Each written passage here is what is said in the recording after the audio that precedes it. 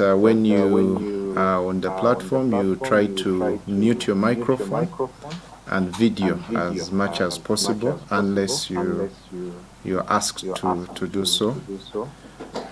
We have shared email with links, two major links. One is to a social chatting app called Telegram. So we ask you to log in and join the online chat group. We also ask you to join the Google Classroom. That's where you'll find all the materials that regard this training will be uploaded. We will be uploading as and as when we get more material, especially from the facilitators.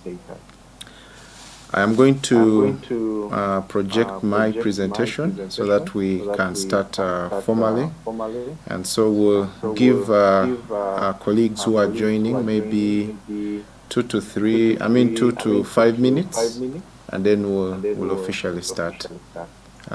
Thank you. And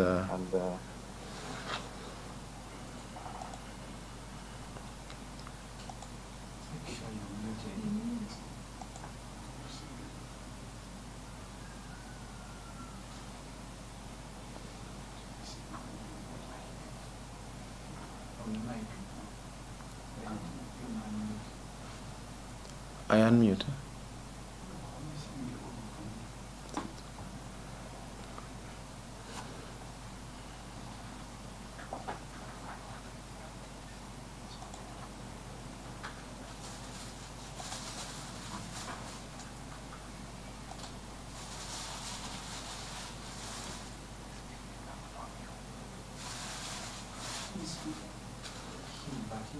I've muted. No, I'm not speaking as yet.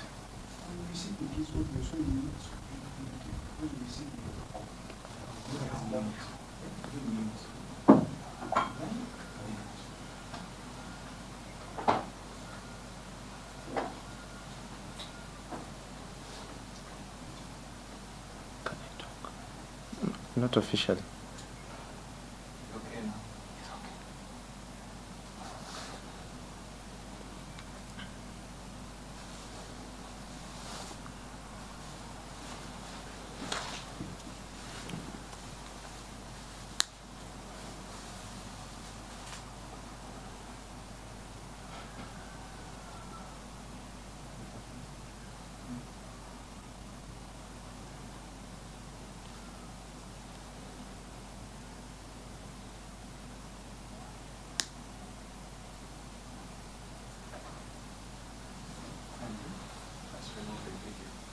It's off.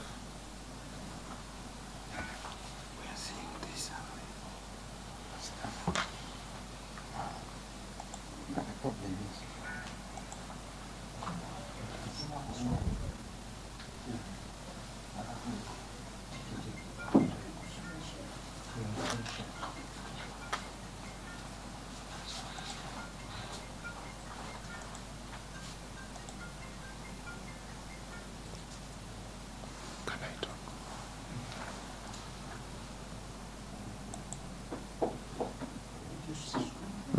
Have you muted? You've muted, so we can talk freely. Yes, so I'd given people like 2 to 5 minutes, so we officially start. Meanwhile, I'd projected my presentation. Okay. I'm receiving all of your presentation through my system. Okay. So you can mute and you can stop even your video so that you receive the presentation from you. Even if you're not using, even if you're not logged in Zoom, whatever you're doing on your laptop, we have it here. We have it. It's the one going for. Okay. So you can stop. Sheila. Ndimo presentation naye ajja kujja ku forestry. Forestry, School of Forestry. Munda. Ajja abuze forestry weri. So what are you saying? You're saying what? Sente meka. So this Even if he's not using. Meka antigenda genda wansi shila ndi mu training kugamba. I'll send someone. Remove his mic. Yeah. Even the screen share. 5,000 kale. I'll get everything. He doesn't need to be logged in on Zoom because we have his video. No, And we you're have going to his stop presentation. you stop the screen share, then the video, then the audio. You mute all everything, but you can still log in so that you receive the messages. Okay, because I need to be also hearing. Yes, that's why You we say can join with audio. but you can mute the audio, your mic, the video, and stop the screen share. Then you can pick everything from it. But he's the one presenting. Have you picked my presentation? Presenting him, so we are doing that way if he's doing it so. Okay, have you seen my presentation? Can I show Yeah, you? it's good. The PowerPoint? Do you have his PowerPoint? His video is here. Yeah, His but- PowerPoint is here. But do you have his PowerPoint? Who is running the PowerPoint? Who runs the PowerPoint? So I share it. Share it. Is it open? It's open. No, it's open. Send it to you. The screen, what you are seeing is your profile.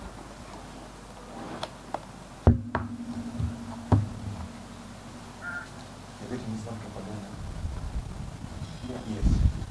No, it's okay. You put it in full mode? Yes.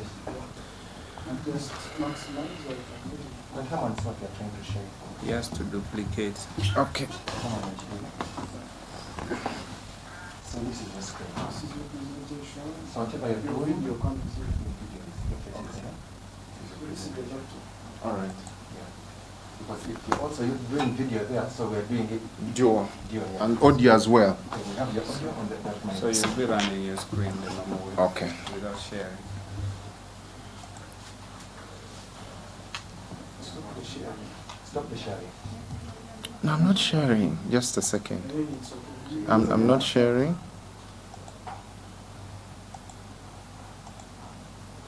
Any housekeeping things I should communicate? People to name their profiles with their countries, to register. I think that's crucial. Start. Just a second.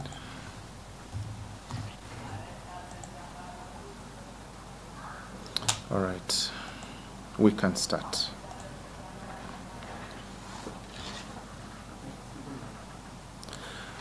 Thank you once again. It's a pleasure to see all of you.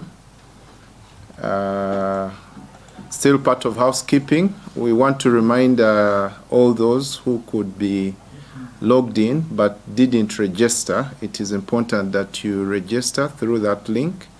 That helps us as facilitators to track how many participants that we are dealing with. Also to ask us to, if we can, alongside our names, put probably the country.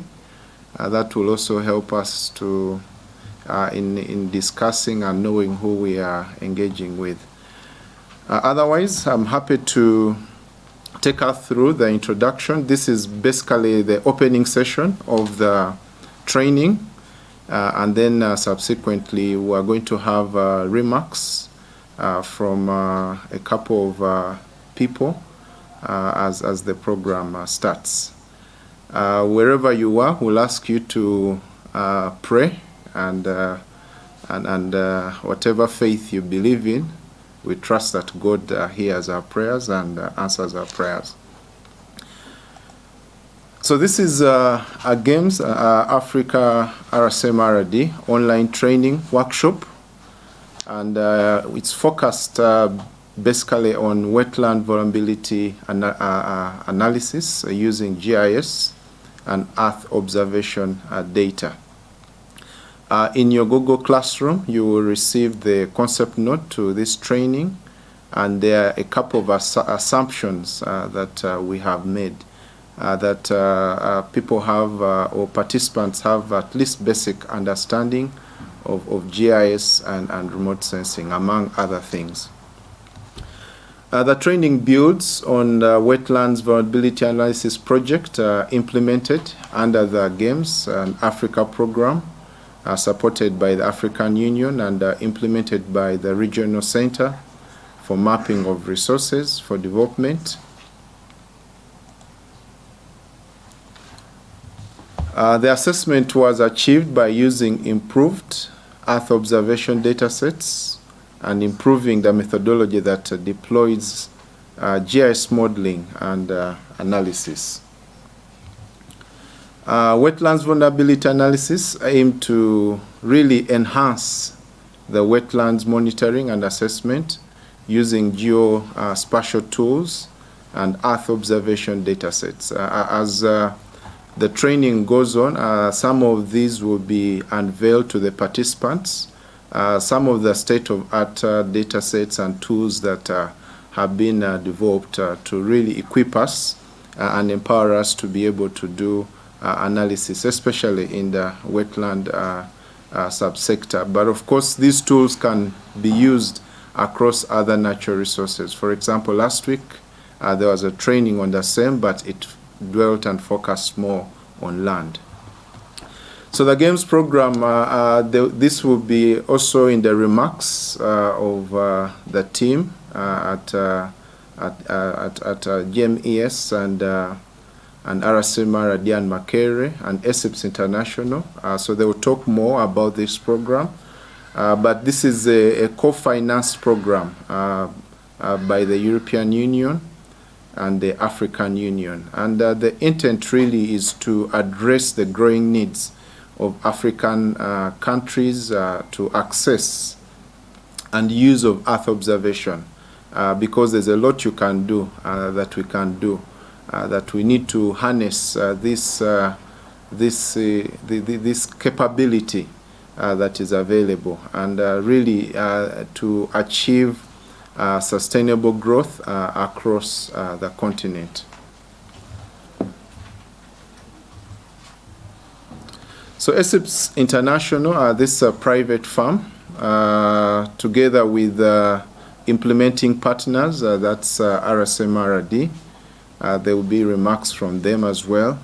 And the Department of Geomatics and Land Administration at Makere University are the hosts for this 4 days training for stakeholders from all project implementing countries and those interested globally. We have participants from India, we have participants from Pakistan, and of course across the Africa continent. And it will be running for 4 days, basically from 2 p.m. to 5 p.m. Every day. The training will be a forum to disseminate some of the outputs and discuss methods developed and sharing experiences to the end users to achieve the Games and Africa Union objectives of really capacity building, use and development of Earth observation application. And of course, given the current challenges, challenge of the global pandemic of COVID, would have loved that this would be physical, but because of that, we have had to have this training online. So the objective is two-pronged. One, empower participants with the skills to use Earth observation data and tools in assessing wetland vulnerability. And secondly, equip participants with knowledge and skills of wetland vulnerability assessment tools and products in monitoring and assessing wetland vulnerability assessment. So we have run sort of a survey to gauge the expectations of the participants, and we hope that by the end of this training, would be able to have achieved these two objectives. Once we get them achieved, I think we'll count ourselves as facilitators, but also as participants, having had a successful training. The expected learning outcomes, we hope that once you go through this 4 days training, and of course we are counting on your dedication and commitment to the training, you'll be able to apply Earth observation tools and data in wetland vulnerability monitoring and assessment. You'll be able to visualize and interpret outputs of wetland vulnerability assessment, use wetland vulnerability assessment tool in wetland monitoring and assessment, especially for decision makers and people who are in position of influence as such. The outline, this is in the program, but I'll quickly run through it. One will have an introduction to wetlands as an ecosystem and vulnerability assessment and analysis. I will also introduce you to Earth observation data for wetland assessments and collection tool. We'll have a session on stakeholder composition and steps of wetland vulnerability assessment, Earth observation data sources and processing for the same. We'll point you to where these data sets are, how you can access them, and we'll be able to share with you the links to the same. We'll take you through wetland vulnerability analysis tool development concept as a concept, and then configuring and using wetland vulnerability assessment tool. This is a desktop application, and accessing and using wetland vulnerability assessment analysis tool as a web application. We have shared the program with all of us, and it's at this point that I would like to now sort of formally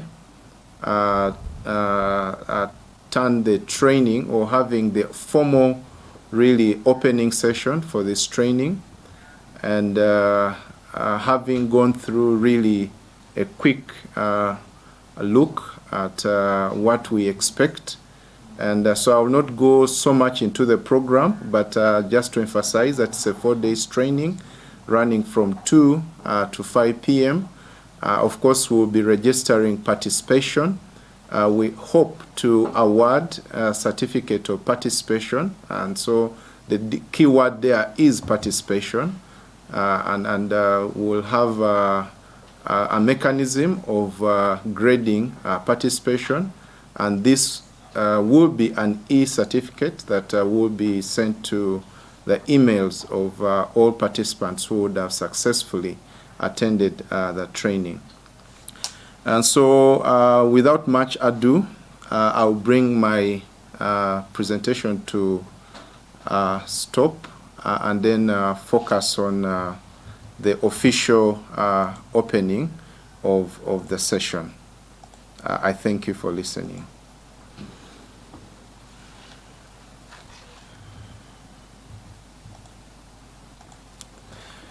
So in our midst, there are persons who are in charge of this program, and this is of course from the implementing partners, but then all the way to the African Union. And the last I checked, that I think about almost all of them were present on the platform. And so at this point, I would like to take the opportunity to invite Dr. Jane Bemigisha. She's the Executive Director of ESIPS International. ESIPS International is a private continental firm that works and deals in environment surveys and spatial tools. And they are part of the implementing partners and consultants in this particular program. So Dr. Jane, over to you. We shall unmute your microphone, and you're welcome to make your remarks to the audience. Thank you.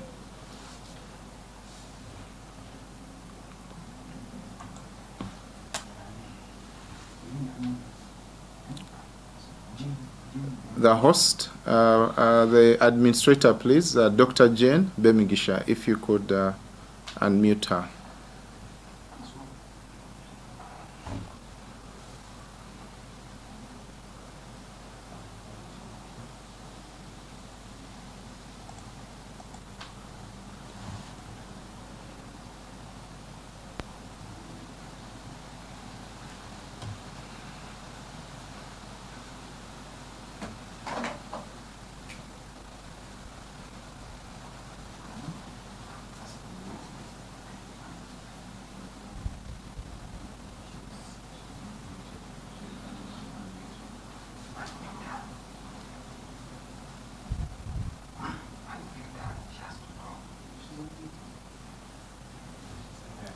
Yes, Dr. Jane, we can see you, and you've also been unmuted, so please proceed. Thank you. I'm very gratified to meet you, participants, and everyone. And first, I would like to recognize the participation of the African Union Commission from the Global Monitoring of Environment and Security Program of Africa, who are the apex institution that is spearheading the program under which we are training today. I would like to recognize the presence of RCMRD. I hope Mr. Degelo Sendabo is with us. He's been our leader at RCMRD from SIPSUA implementing the vulnerability assessment. I would like to thank Makerere University, Professor Anthony Gidudu. I hope he's here. I recognize your presence, Prof, and I also welcome you to this session. I would like to welcome ESIPS International School of Forestry, Henry and Tim, Thomas and others, and the the Forestry, and also the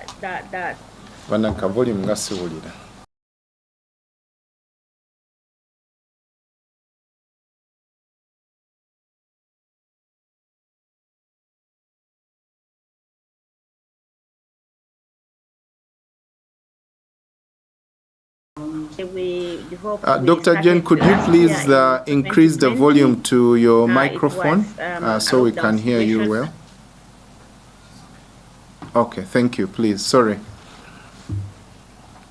It was a lockdown situation, but we managed to put together the methodology and a tool to analyze and estimate threats to the wetlands. In the Eastern Africa region, we took 10 countries, as my colleague has intimated.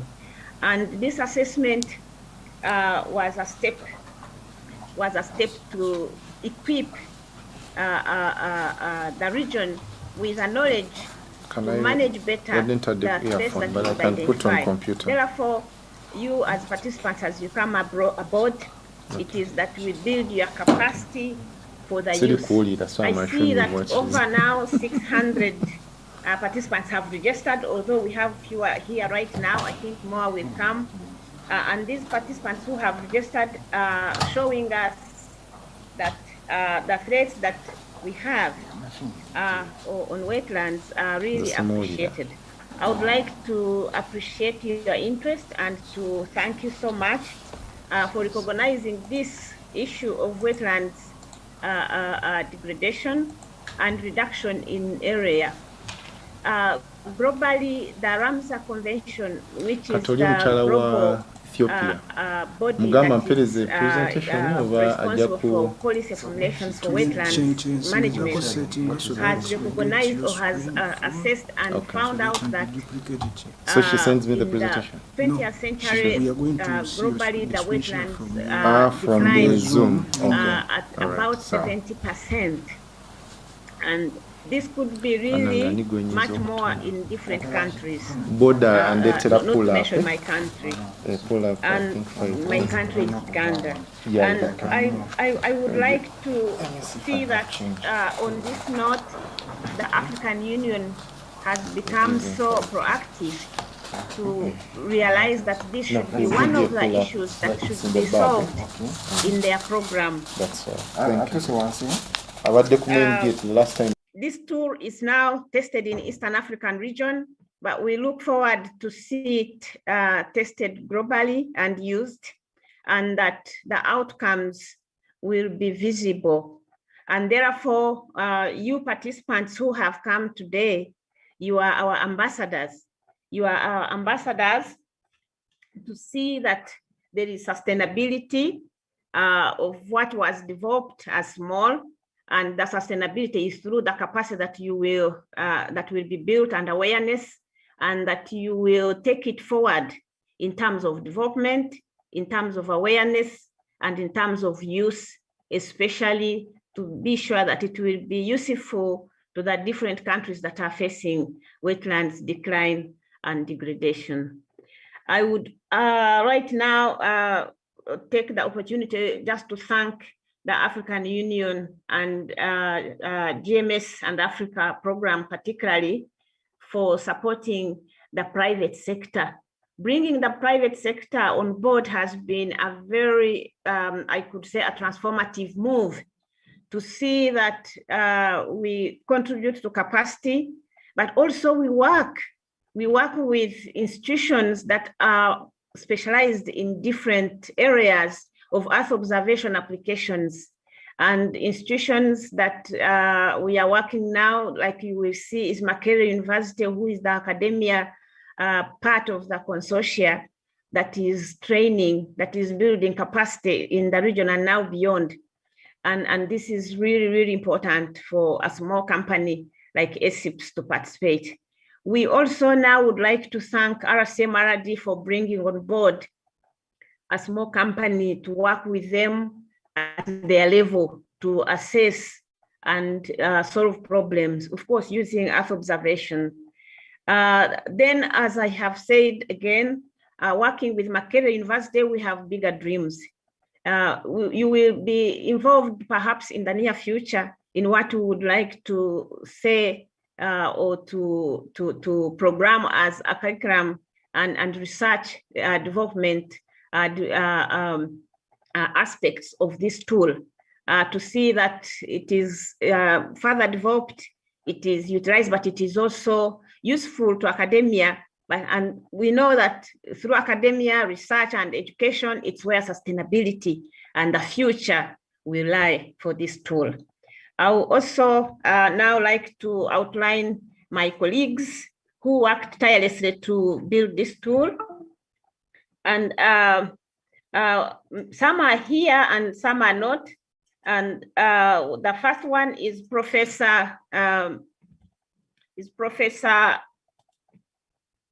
Musinguzi, who has been the technical team leader.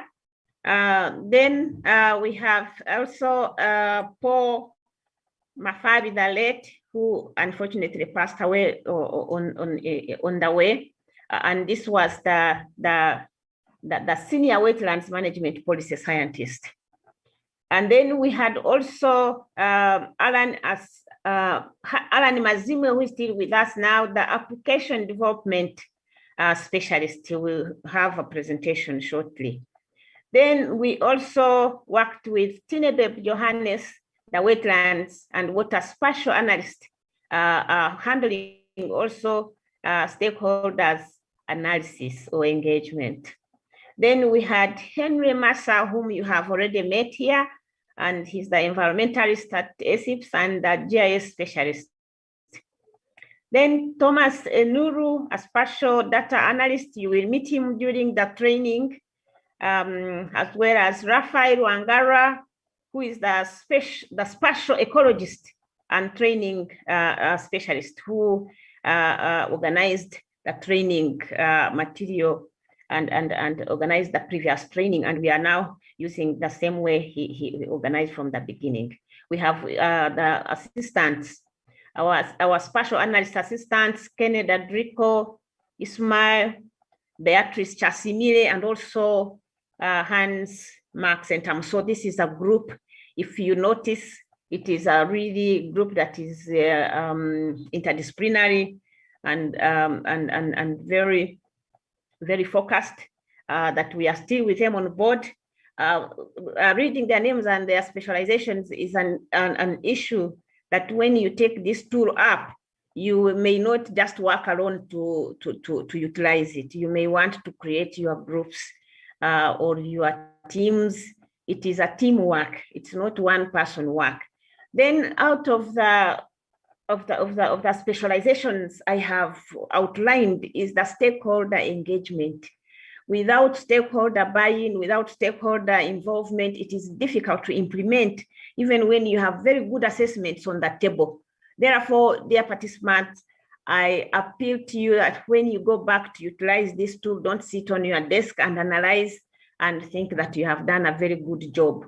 The better job is to involve the stakeholders and to work with them to get the outputs, and also make sure that you work with them to see that the outputs are implemented in a way that they were meant. And in that way, we will succeed. We will succeed. I would like to end here and thank everyone for attending and wishing you a great session that is coming right now, but also in the 4 days. Thank you so much.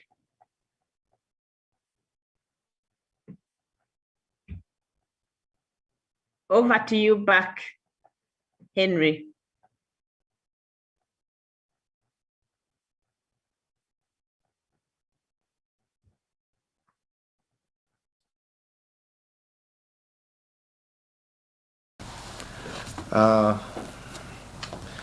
Thank you, Dr. Jane Bemigisha, for those remarks.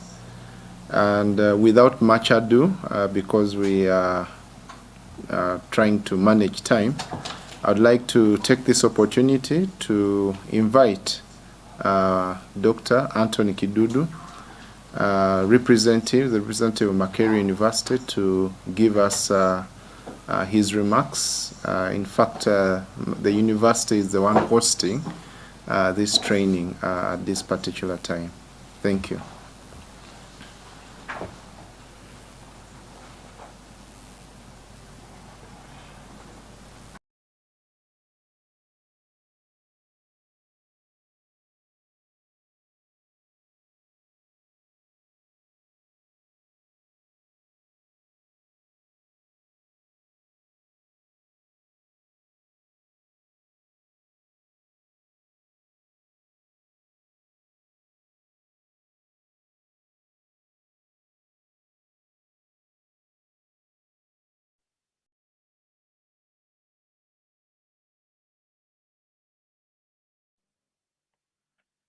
Thank you very much, and a very good afternoon to you all. Bonjour tout le monde, habari yenu, sawubona. Nice meeting you all, and thank you for being part of this training. As you have heard, I'm called Anthony Kidudu, and I am an associate professor in the Department of Geomatics and Land Management at Makerere University. And we are privileged to be coordinating this training. As you have heard, we all know we are in a pandemic, and a couple of things have come to mind. We all have been affected or infected by this pandemic in various ways, and we thank God for bringing us this far. One of the lessons that I have personally learned from this pandemic is the importance of lungs. And when Jen mentioned that we have lost around 70% of our wetlands, I was reminded of the analogy that people have made about wetlands, that wetlands are the lungs of the earth. And from the pandemic, we also know that if your lungs have deteriorated by 70%, your chances, you are inching towards a dangerous level, and your chances of survival will actually diminish. And linking this to wetlands, it also brings to mind how precarious the situation is if we do not curb this deterioration of wetlands. And so this training is enabling us harness the potential of geospatial techniques for us to make an input in the preservation of wetlands. And I would like to thank ACIPS for the great work they have done in developing this content. Ordinarily, we would have been doing this training face-to-face, but in the circumstances, we now are in a situation where we have to do online training. And so we're exploring new spaces. There are going to be new challenges. We're going to have new mistakes, but hopefully we shall learn from them day by day and get to a point where we're able to appropriate this technology appropriately. Obviously, if we had done this training face-to-face, we probably would have been training around 30 people, but thanks. I think, as they say, the silver lining to this pandemic is to explore these new spaces, and we're now able to reach out to, according to my records, we're almost hitting 300. That is something we wouldn't have been able to do face-to-face. And so we are really grateful for this opportunity, for you to be here. We are grateful to ACIPS International for developing this content. We're also grateful to RCMRD for the support and for incorporating the private stakeholders in this training or developing this content. And of course, GMES and Africa, coordinated by the African Union. We are truly grateful for your support. We're also grateful for the general support by the European Union, and we are trusting that this knowledge will take us steps further. I don't want to take a lot of our time. At this juncture, would like to invite I always call him my senior brother, Mr. Degradations from RCMRD, Regional Center for Mapping of Resources, to give his opening remarks. And from there, we shall hopefully get some representation from the African Union. So thank you very much. And moderator, kindly unmute Mr. Degelo so that we can get his opening remarks. Thank you very much, and have a great training.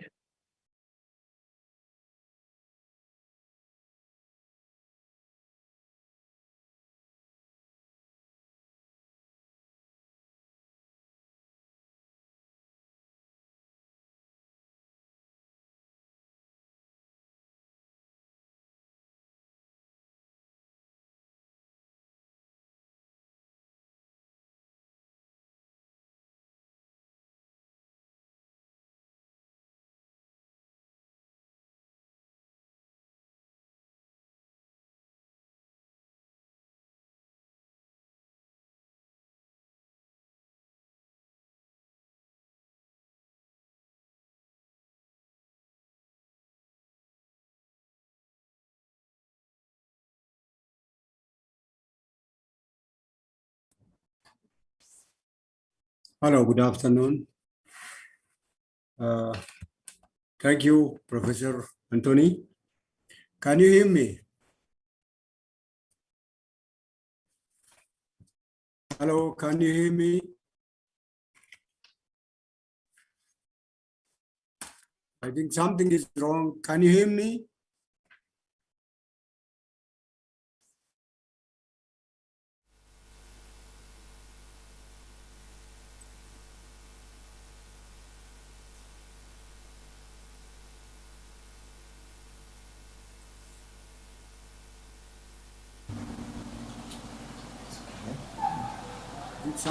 Something is wrong from the other side. Can you hear me? Yes, we can hear you. Okay. Thank you, Professor Anthony, Your Excellencies and distinguished guests, as well as trainees from different parts of the world, not only the continent. Welcome to this training. And first of all, I would like to congratulate Makerere University and the ACIPS for their active role played to facilitate for this training. And also, I would like to congratulate all of you, as well as African Union. Mr. Meshak is from African Union, who will officially open the training program. So RCMRD has been working as and as a regional implementing organization of GMS and Africa for Eastern Africa, covering most parts of the IGAD region plus the Indian Ocean Islands. So we had many successive trainings on different application areas and also tools developed, as well as others like training even decision makers or policy makers at the high level, government officials. This will be very helpful, the one which now we are going to attend it in the coming 4 days will be very helpful for the technical staff. When I'm saying technical staff, it's not only for the ones who run the software or something like that. All technical staff who will provide relevant information for planners, decision makers, as well as local users of that technology. In the future, we will have also more trainings. We are working on those ones. Hope we'll upload and launch the programs, and you will follow and attend. So this will be a good opportunity also to thank African Union, GMS and Africa program, as well as African Space Science Agency, who has been playing an important role for the use of Earth observation and geoinformation. So without their contribution, we couldn't be able to work on these training programs. And again, finally, I would like to pass cards from my Director General, Dr. Emmanuel Kunziza, RCMRD's Director General, who couldn't make it now. So now I would like to advise you all to attend thoroughly this training for the betterment of the African environment, especially the wetlands, which are badly affected throughout the continent, especially in Eastern Africa, to protect and also to manage them properly. Thank you all, and I would like to invite Mr. Meshak from African Union for the official opening. Thank you.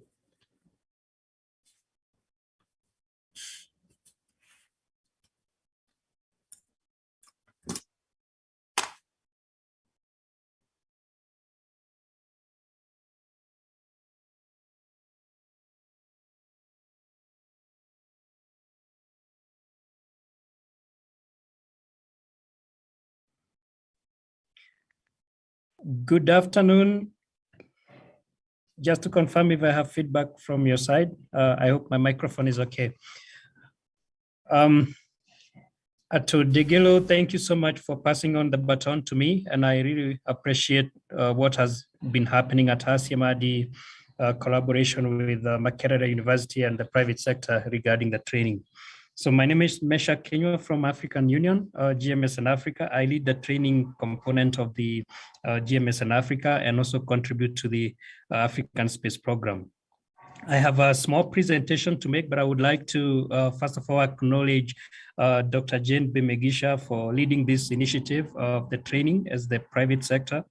And I also like to acknowledge Dr. Jidudu Anthony, who has been instrumental in terms of training and coordination of training activities via Makerere University.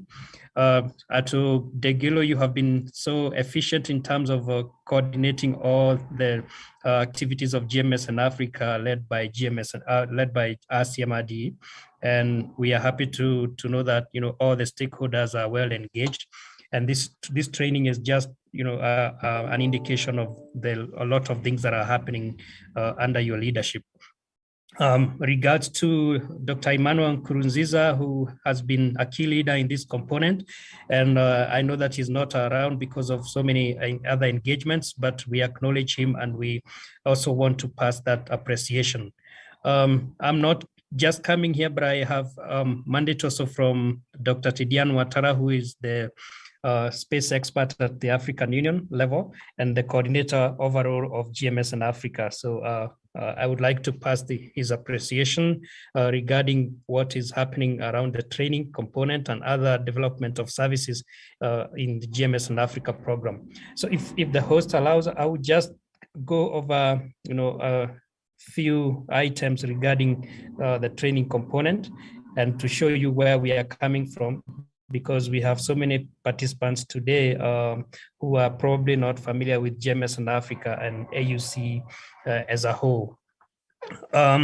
So what happened is that there is an agenda called Agenda 2063 that was formulated by the African heads of state and government, and it was a 50-year initiative back in 2013, projecting up to 2063 on where they would want to be within those 50 years. And it happened at a time that the AU was celebrating the Golden Jubilee. And from that, we have 7 aspirations within the Agenda 2063. And mapping out all those aspirations, we find that space is a key driver of that agenda. And subsequently, the AU heads of state and government identified the African Outer Space Program as a flagship for implementation of this agenda. And this just shows a few objectives where space can cover, but we have a lot more that space addresses more than this. And you bear witness with me that also in the global level, the SDGs, they have been acknowledged that at least all of them, the 17 goals, can be addressed and can derive their services from space. And this is an encouraging thing, because we are not only doing space as as a technological advancement or any other endeavor, but we are doing it because it has some socioeconomic benefit. And as we are going to see from this training, space is also applied in wetland management and other natural resource management.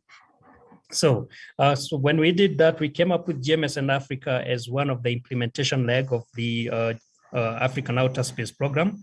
The African Outer Space Flagship addresses four main areas, which we call the domains of space. It's Earth observation, it's satellite communication, navigation and positioning, and astronomy and space sciences. Under Earth observation, we have the implementation of GMS in Africa as one of the important projects that is helping us to gather the data and to gather a lot of information on how best can we come up, with the continental Earth observation program. So under GMS in Africa, we have again 4 pillars. One of them is training, but we have development of services like RCMRD is one of the 12 consortia over the continent that is leading in the development of services in wetland management and 2 other applications. So we came up with a training program. Well, first of all, we had to develop a training strategy, and the training strategy contains several principles that cut across the various needs that we have in the continent. And one of them that we wanted to introduce is actually to have both online classroom and on-the-job trainings. And online training has become very vital in this era of COVID situation. And this is just an indication that what we are attending now is an online platform. We couldn't gather 270 or 280 people in a classroom as we are doing through this Zoom platform. So it has helped us to expand more, and it has helped us to reach out to the masses. Well, the training through academic institution is one of the areas that we have explored. And again, it's demonstrated here by the interaction between RCMRD and the Makerere University. And I have to say that this is one of, I think, one of the champions that we have over the 12 consortia. RCMRD has been a champion in terms of engaging the academic institutions to offer the trainings. And Makerere University, kudos to you. You are doing a lot, and we acknowledge that and we appreciate. And we hope more to be done in order to invigorate this kind of partnership.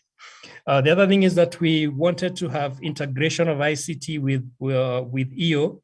What we have done some work here, but we still need to do more in terms of integrating the cloud computing component within the Earth observation. Initially, the EO sector used to be a standalone platform, but we want to integrate other emerging technologies in order, to make better use of the data and to infer more information from there. So those are just some of the principles that we identified. We have to acknowledge also that, this triangular interaction between academia, private sector, and the consortia themselves is teaching us a lot, and we have learned a lot of lessons for the next phase and for the next or the future programs that we will implement in Earth observation. We have actually noticed that, academia is a very good platform to reach out to the masses. And when it comes to sustainability of training programs, academia is one of the most useful institution because it's always in the business of training, and domiciling trainings through academia is helping a lot, but also bringing the private sector through that component is helping us to add value to services and to discover more than we used to think within the confines of EO, because the private sector is going beyond EO, integrating other technologies and tools. And we have seen this interaction not only with RCMRD and SCIPs and other private sector, but also in the north, in the south of the continent, in the west and the east altogether. And we're going to document, all these lessons learned so that we can inform the future programs. Well, what happened is that we started with gathering needs from all the 12 consortia. The 12 consortia are leading a network of about 120 other institutions. I think each of the consortia has about a minimum of 7 or 10 institutions, including academia and private sector. So all of these were consulted on the training needs, and we gathered all of them in a table. You just see a sample here, but we have more than this. So what happened is that when we received all these training needs, we categorize them into courses, into different courses that we can identify. Those that have to be merged were merged, and we came up with all these that you see in the graph below. And well, this formed our catalog that then would inform us on how to continue with the implementation of the strategy.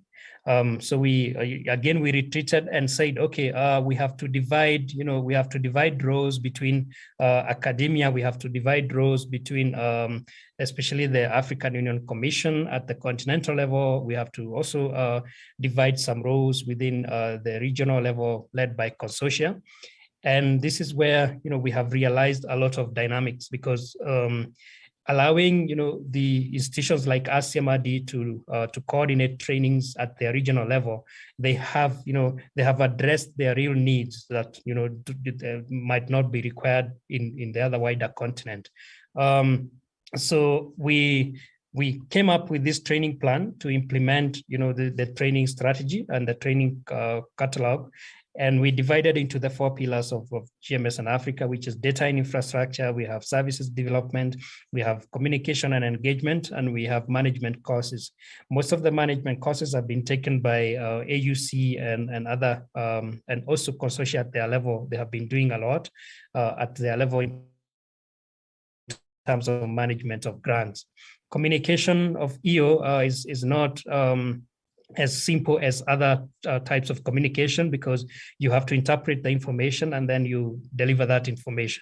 And then so we have been able to do several trainings on service communication, but more needs to be done in order to educate the wider communities.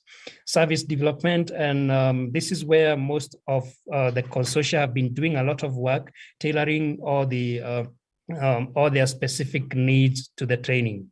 And at this continental level, we only took that which was cutting across, and we ourselves together with UMETSAT, JRC, and European Space Agency, we have been doing offering this at the continental level. But most of the work, to say the truth, has been done by the consortia like RCMRD and the 11 others. And this is where we have realized a lot of dynamics and achievements. So we have achieved a lot. This is just a capture of what we have done so far. Within a period of 3 years, we have been able to, we mapped out the existing capacity on the continent that has been impacted through other preceding programs like MESA, UMETSA, MESA, We used to have another program called MSD, and we used to have Puma. All these have derived a lot of capacity of the continent, but we need to document that, and we did that mapping of the existence. Then we have done a lot of trainings together with consortia themselves, together with our assisting partners like GRC, UMETSAT, and we have realized about 3,000 trainings so far. People have been trained widely, and we have also developed a network of universities. This is an active network of universities that is operational, and it's leading in we have some working groups defined under this network, and we seek to continue engaging this network in the future in terms of reaching out to the wider masses of not only students, but other other people within the university network. We have a virtual networking platform that universities can interact. And more than that, we have established a digital learning platform that has helped us a lot in terms of reaching and documenting courses.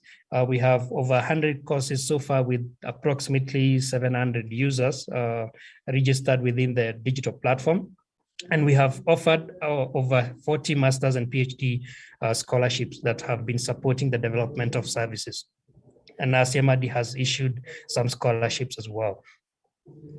So yeah, this is just a pictorial view of what we have achieved, the strategy, the workshops that have been done, the database of existing capacities in the continent, and many others that have been achieved so far. So we really remain grateful to RCMRD, to this consortium and other consortia that are still leading the training aspect. And we are sure that with this kind of development, we will reach out to the we will reach the targets of the Agenda 2063, which clearly calls for a revolution of skills in the technical areas, both software and hardware. And we also reach also the targets of the African space strategy, which calls for critical mass of people or scientists that can support the African space program. So I want to thank you, and I want to appreciate you for your patience.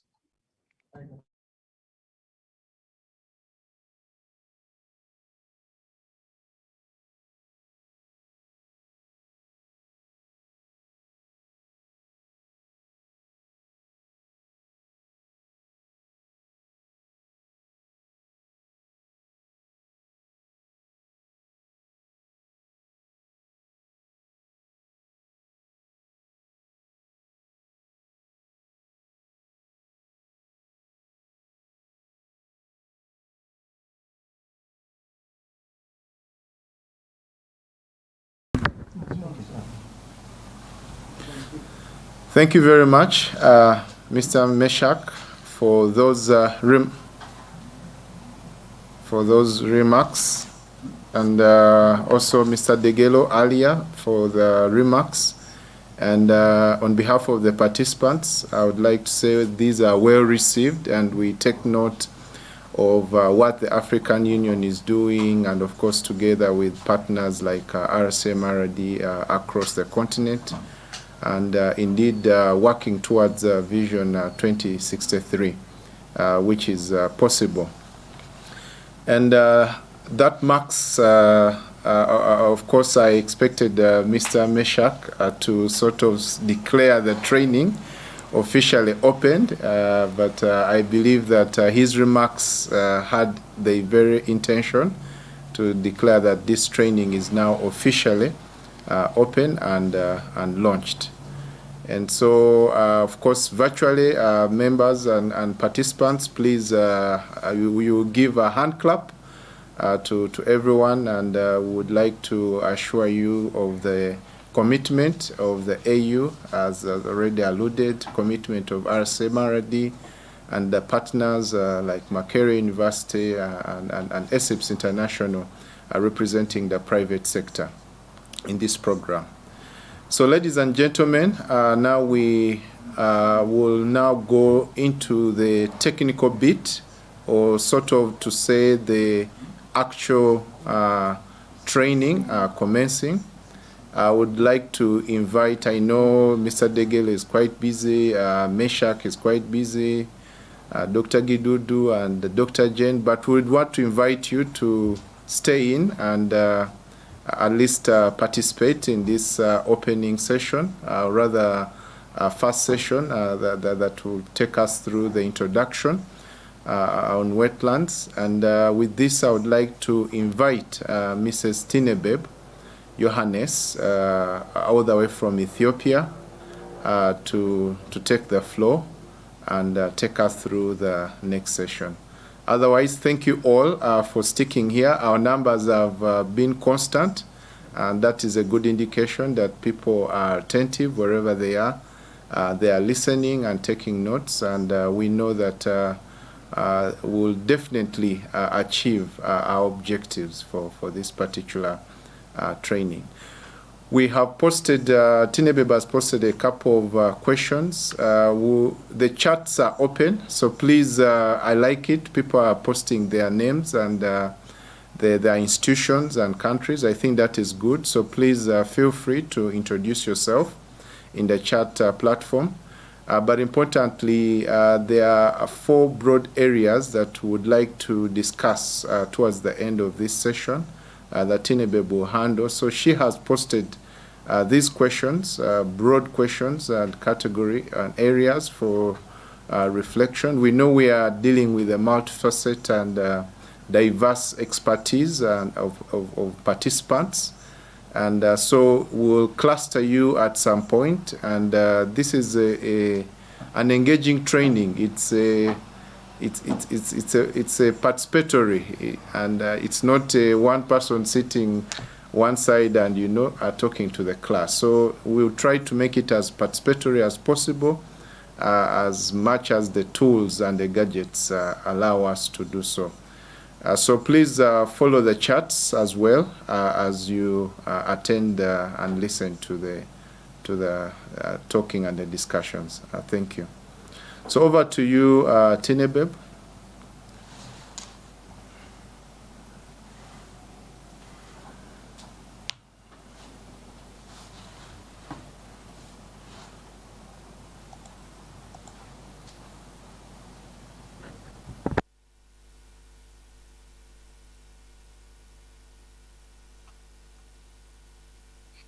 Hello, good afternoon. Can you hear me now? Okay. Welcome to this webinar successive training on wetland. I would go through a number of presentations that are highlighting about what we have done in terms of wetland vulnerability analysis. The first day, which is more or less talking about a highlight or an introduction sections of wetland ecosystem, stakeholder, and some brief notes about Earth observation. But my colleagues will go through deep dive from tomorrow onward, this what we have done on the tool and what we have done on the methodology, also expert in stakeholder involvement. So, these are the first presentation, introduction to wetland ecosystem. I already have highlighted my name a little bit, and my name is Yohanes. I am from Ethiopia. Oh, I cannot go to, yeah. First, I'll, for the sake of internet bandwidth, I will make my video off. I can see that there is a little bit problem on the display. So, yeah. All right, the first day, we will first go to the topics and final discussion titles.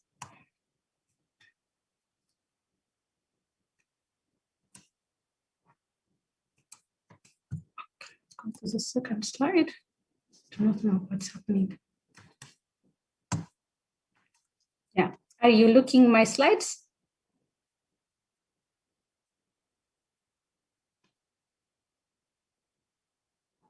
Okay. Yeah, the schedule of day 1 would be first, I will go through introduction of wetland ecosystem, and it will be followed by a healthy break, which is taking 5 minutes. And then successively, I will go through 2 PowerPoint presentations. The first one and the second will be stakeholder composition and analysis. And then the third presentation will be application of Earth observation data, emphasis on wetland vulnerability assessment. And then at the end, we will have a panel discussion, which takes about, we believe we will get time to discuss a panel in about 40 minutes. And the last one is the question and answer, which takes 20 minutes. Yeah, title of the panel discussions, I've tried to post it on chat in here in today's Zoom platform, and also in Telegram groups. If you could find the text, I would like to think of, whilst I go through the presentations, I would like you to think to these three topics. The first one is state of wetland in your country and major causes of degradation. And then the second one is what initiatives are being put in place. And then the third one would be what are your recommendations? I would like to ask a volunteer who would like to present these three main topics, one for each country. And we will expect at least 6 speakers in the panel discussion to talk about these 3 main topics that we are listed here. So our facilitator will go through when we do the panel discussions, but before we do that, I would like you all to think of these 3 main topics that you will be presenting in the panel discussions. And then I will directly go to the presentations. And what are wetlands? So wetlands are, it is defined as any land area that is saturated or flooded within water. It will either be seasonally or permanently. They can either be inland, such as lakes, aquifers, marshes, or coastals, or mangroves, estuaries, and coral reefs. And then another definition of wetland could be an area where water is primarily factor controlling the environment and associated plant and animal life. They occur where the table is at or near the surface of the land, or where the land is covered by water.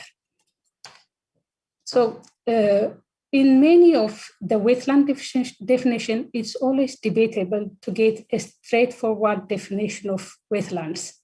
But then all of ecologists or all of stakeholders working on wetlands have 3 main components to integrate in wetland definition. The first one is wetland should be distinguished by predominant presence and dynamics of water. It's either be at the surface or within the root zone. The second could have a unique soil or sediment conditions that are different from adjacent nor non-wetland areas. The third, the main component is it has to support vegetation and animals specifically adapted to permanently or seasonal wet conditions.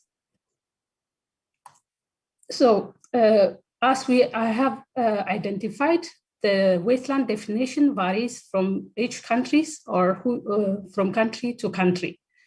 There is a Ramsar Convention of wetland definition. For those of you who are not familiar about Ramsar Convention, it is a convention of wetland that are signed in 1971 in an Iranian city of Ramsar. It is currently, it is a convention of wetland, it is intergovernmental or treaty that provides the framework for national and international cooperation and wide use of wetland and their resources. Currently, there are about 171 countries that are contracting bodies or countries. And then there are about 2,400 wetlands that are registered as importance of a wetland. Among these, about 42 are found in India. And one of the famous wetlands that are found in IGAD region or Eastern Africa is the Sud wetland that is found in South Sudan. So in Ramsar Convention, we see that wetlands are defined as area of marsh, fen, peatland, or water, whether natural or artificial. It could be permanent or temporary, with water that is static or flowing, fresh, brackish, or salt, including areas of marine water in the depth of which at low tide does not exceed 6 meters. If you would like to have more information about Ramsar, the link is provided here. So the next one is, apologies.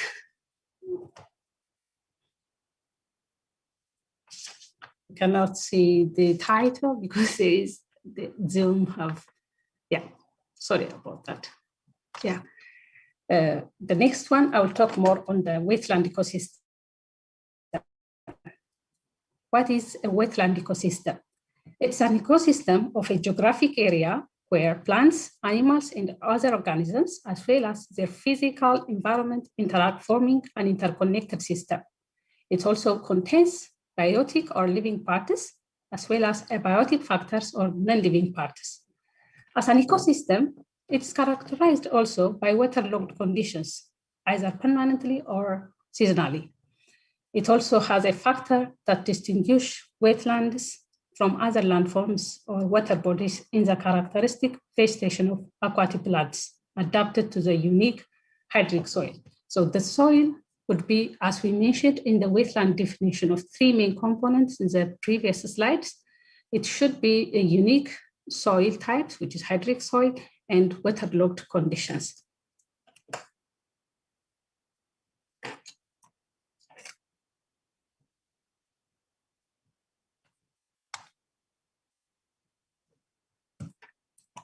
Yeah. In this, of course, wetlands are a complex ecosystem.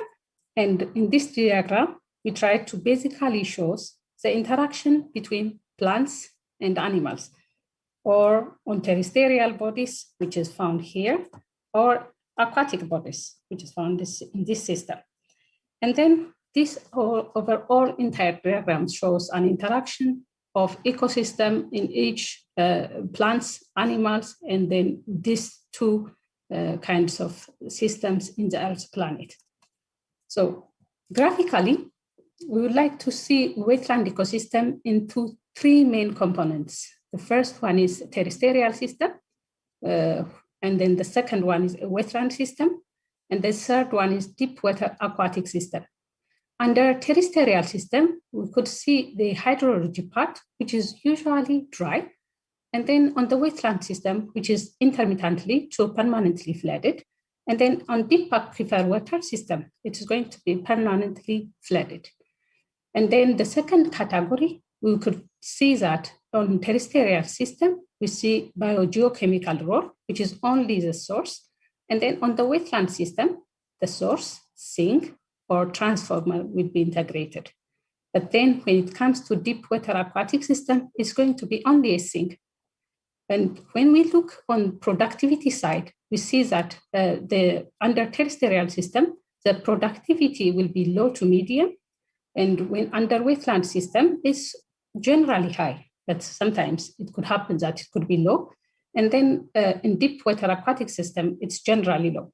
When we see on wetland system, especially on productivity, it is generally high. So people attention have been more attracted to wetland when it comes to, especially for developing countries who are more generating income on agriculture.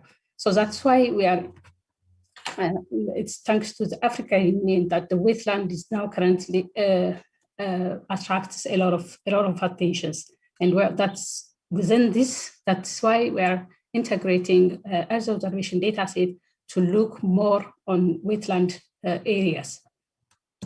So first we go to what are the types of wetlands. In our category, we try to see there are 4 types of wetlands. The first one is a marshes, as you could see in the picture of marsh under the text of marsh. And then the second one is swamps, where we could see water bodies, which is more of water, and then it's surrounding by terrestrial bodies of grasses. And then the box in the third category, where you could see more of soil, it looks like agricultural areas that are more of rice has been grown here. And then the fence, where you could see fence integrated also with water. But then it's not limited only with this type. As the definition of wetland, even the classification is different. Under Ramsar conditions, this is international conventions that are classified wetland in the categories of 5 major wetland types, which is also mostly followed by most countries. The first one is marine, which integrates coastal wetlands, which includes coastal lagoons, rocky shores, seagrass beds, and coral reefs. The second one is estuarine, which includes deltas, tidal marshes, mudflats, and mangrove swamps. The third category under Ramsar system of wetland classification is lacustrine, which is wetlands associated with lakes. And then riverine, which is also wetlands along rivers and streams. The last one, which is called palustrine, which is the meaning is marshy. It integrates marshes, swamps, and bogs. So here, as Ramsar conventions, back in 1996, there was a wetland classification made in East Africa, agreed also in regional wetland biodiversity, which is made in Uganda. So the classification is basically similar to Ramsar Convention classification. It's also classified under 5. But then there is another category which is integrated here. I will not go through all the details of the wetland type, but then I will first talk to the classification. The first one is marine. It has 2 categories, which is subtidal and intertidal. And as you could see in the left corner, the types of wetlands that are integrated into each subcategories. The second one is estuarine. It has also a category of subtidal and intertidal. And then in the right, you'll see what type of wetlands are integrated.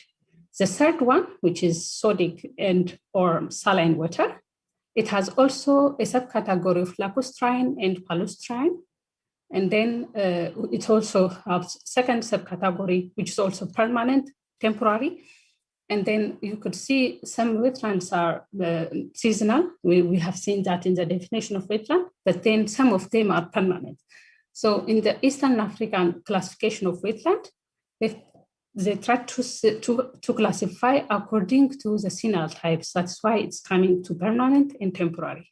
And then the fourth category here is the freshwater, includes the first as a subcategory is riverine, which has also a permanent and temporary, lacustrine, which has also a permanent and temporary, and then the third one is palustrine, which has herbaceous and woody. So what is different from Ramsar Convention wetland classification is here, the main difference is the man-made wetlands, which is adjusted here as a man-made wetland. There are quite few subcategories under man-made wetlands. The first one is aquaculture or mariculture, which includes fish ponds, prawn farms. And then in agriculture, it has also includes farm ponds and dams, irrigated lands, rice paddy channels, canals, and ditches. And then under salt production, it has also a category of salt evaporation ponds. Under man-made wetlands, there is also a category, which is a wetland that is found in urban or industrial areas, which has a category of borrow pits, brick pits, mining holes, road impoundments, and quarries. And then the last category under man-made wetland is water storage, which divides into 2 subcategories, which is wastewater treatment facilities, ponds, dams, and reservoirs. So how wetlands work? Basically, in this diagram, we have tried to definitely have an important, we have tried to figure out wetlands have definitely has an important play to ecosystem. So this diagram shows the way wetlands are formed. It is largely through impeded drainage, which you could see from here figure, goes from which goes from inflows, both groundwater flows and outflows, which releases finally into streams. This has also a contribution to the atmosphere in providing rainfall. So Why are we looking on wetlands? Wetlands have a numerous importance for our ecosystem. We have tried to list, but this is not limited to the importance of wetland that are shown here. The first and foremost is it's a water storage, which are beneficial to all the stakeholders and the economists, the stakeholders and all people that are interested on wetland. And then the second one is it provides a habitat to flora and fauna, which is also an attraction to recreation and also for pleasures. And it was also another benefit when it comes to storm protection and flood mitigation. It is in terms of flood mitigations, wetlands play a great role for mitigating floods and also protecting storms. It's not only flood, also it's used for drought buffering. When we come to drought wetland vulnerability analysis tomorrow, we'll go deep dive in the importance of wetlands when we talk about the methodology that we have been forming for. And then another important is a shoreline stabilization, and also helps us in the erosion control. And it has also an advantage on groundwater recharge as well as discharge. And when it comes to when we see streams that are flowing into outflows, it has also helped to water purification, since water is going on the outflows when there are some remaining under drainage. So it will also have a good benefit for water purification. And then there is retention of nutrients, sediments, and pollutants. The last but not least is stabilization of local climate condition, particularly rainfall and temperature. So graphically, we tried to categorize the importance of wetlands into these main categories. The first one is a process, which includes physical, biological, and chemical. And then the ecosystem structure, which includes geomorphology, hydrology, soils, flora, and fauna. These two has integrated into wetland conditions, which is talking more on hydrological, biogeochemical, and ecological. Again, this has been dispersed into two main categories under service and good and products. Under service, we've seen that there is a flood control, water quality, food chain support. And under goods and products, there is plants, birds, and fish. And then the last category is to know the importance under ecology, which has an impact on environmental service webs, and then economic products webs, which is mostly integrate in the importance of wetland. So as we see the importance of wetland, there are numerous importance, but how about the threats that are currently facing?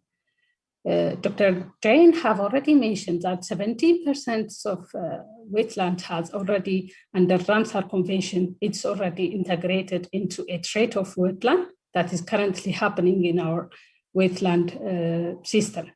So what is the threats that are currently happening? We have tried to list out at least the main threats that are integrated into wetland, but this is also not limited to the threats that are facing the current wetland system.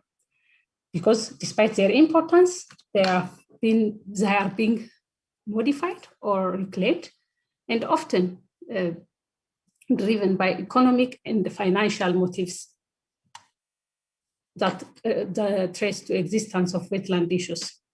So what the main threats of the wetland is agriculture. When you talk about agriculture, wetlands have often fairly flat areas of rich organic soil that is highly productive agricultural land if drained. And for this reason, many wetlands have been drained and converted to agricultural lands. These are the first threats that has been identified even for all Eastern African regions of 10 IGAD countries, sorry. And then the second threat is the mining. The mining is also integrating of wetland, of soils for peat, coal, clay, sand, gravel, minerals, gemstones, phosphate, and other minerals. That has been a major impact on wetlands. The third one is grazing. Overgrazing harms wetlands through soil compaction, removal of vegetation, and stream bank destabilization. Of course, wetlands offer some of the best forage for livestock, as well as a water source and cover. So livestock tends to spend disproportionately large time in wetlands.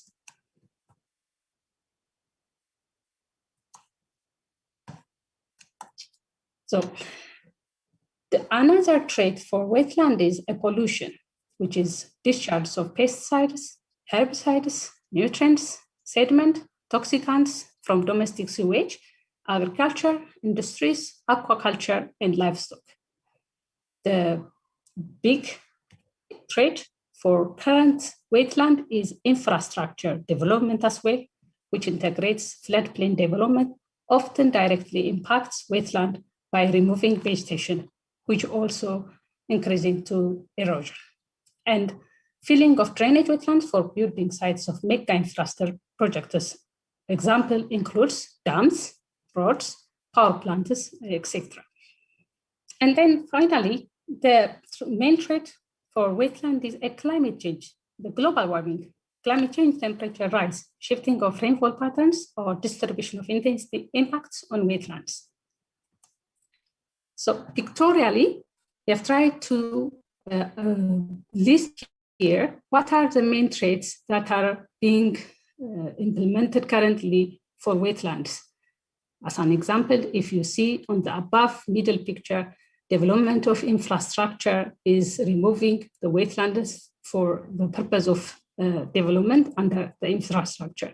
If you see the first picture on the left, you could see a pollution of plastic bottles that are responsibly been fallen on the wetlands.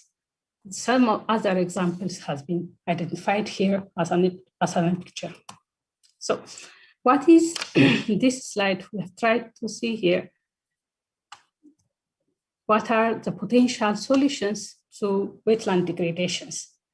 We have seen that there are also numerous potential solutions that could be easily been figured out, but then we see that these 6 or more potential solutions would be more applicable that are facing the wetland currently for our wetland system. The first and foremost is empower communities to safeguard and restore wetlands. We have seen that we will talk more on when we talk about stakeholder engagement, how the communities in the wetland system has a lot of impacts when it comes to wetland. So empowering these communities, we believe that it will be safeguarding and restoring wetlands. And then the second one will be strengthening wetland law enforcement and governance. We trust that decision makers will also play a great role when it comes to wetland importance. So as a potential solutions, strengthening wetland law enforcement, integration of policies will also have a great impact for solution of wetland degradation.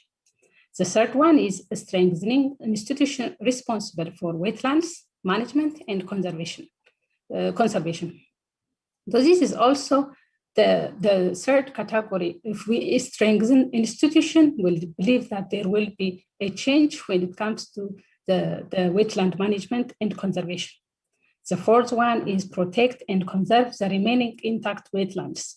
It's believed that communities, if they protect and preserve, the wetland will remain intact in the wetlands. So this is also a good component for wetland solutions. The fourth one is rehabilitate and restore degraded wetlands. If there is a potential to rehabilitation of wetlands, there is a huge impact when it comes to restoration of wetland degraded or restoration of degraded wetlands. The fifth one, the last one is promote sustainable aquaculture, fisheries, and agriculture. So thank you for your time. And I would like to have to remind you again to go through the titles, the topics that we shared in chats or in Telegram group, the topics that we will have at the end of the presentations. And then we'll have now a 5-minute break, a health break. And I will go back to Henry to remind us the time and also to notify us the successive program. Over to you, Henry. Thank you very much.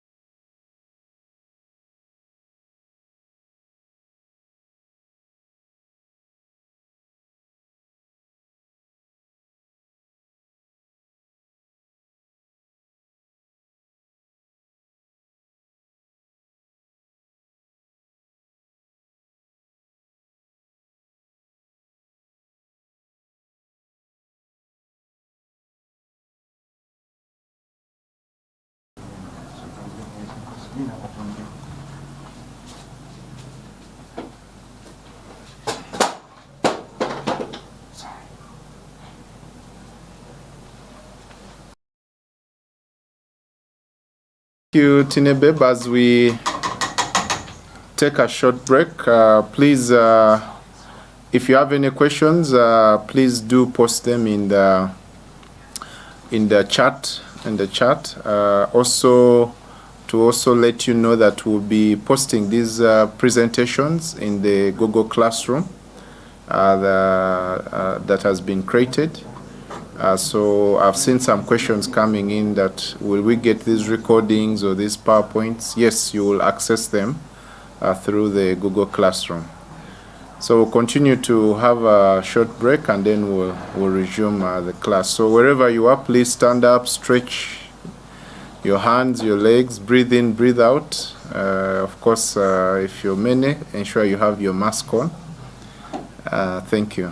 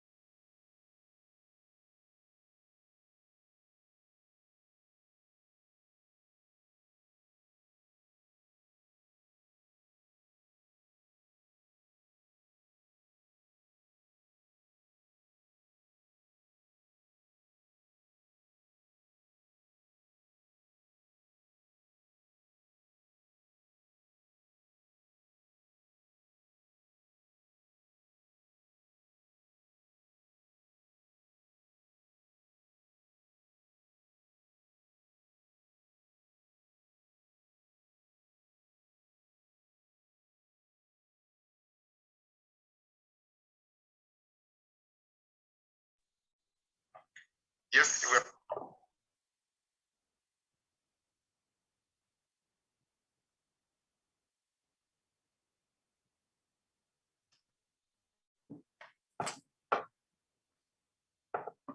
Okay. Can you hear me?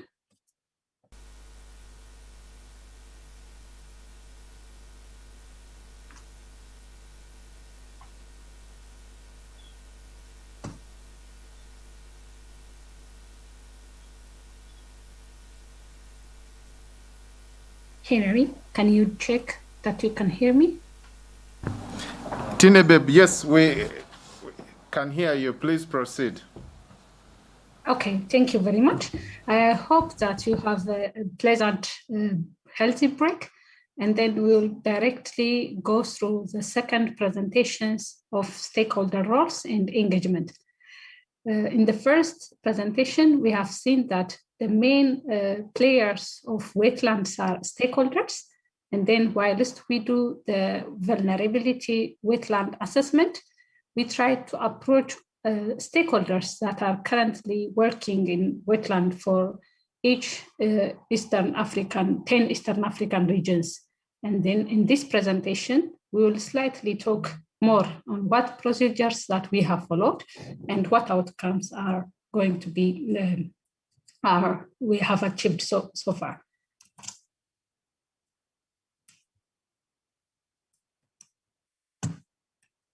Okay, the presentation includes, the first section is the introduction sections, followed by stakeholder mapping. And then it's also followed by stakeholder influence and interests. What are the key findings? And then the fifth session will go into deep dive on the challenges Tinebeb, and lesson learned. Yes? If you could reshare the screen or your presentation. Oh, we're still viewing the earlier one. Oh, sorry.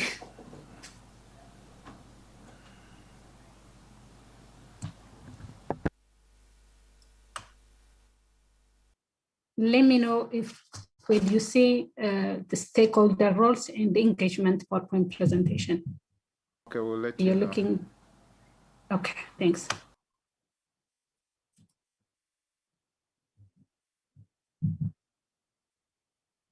Yes, we can see it. If you can just put it in the presentation mode.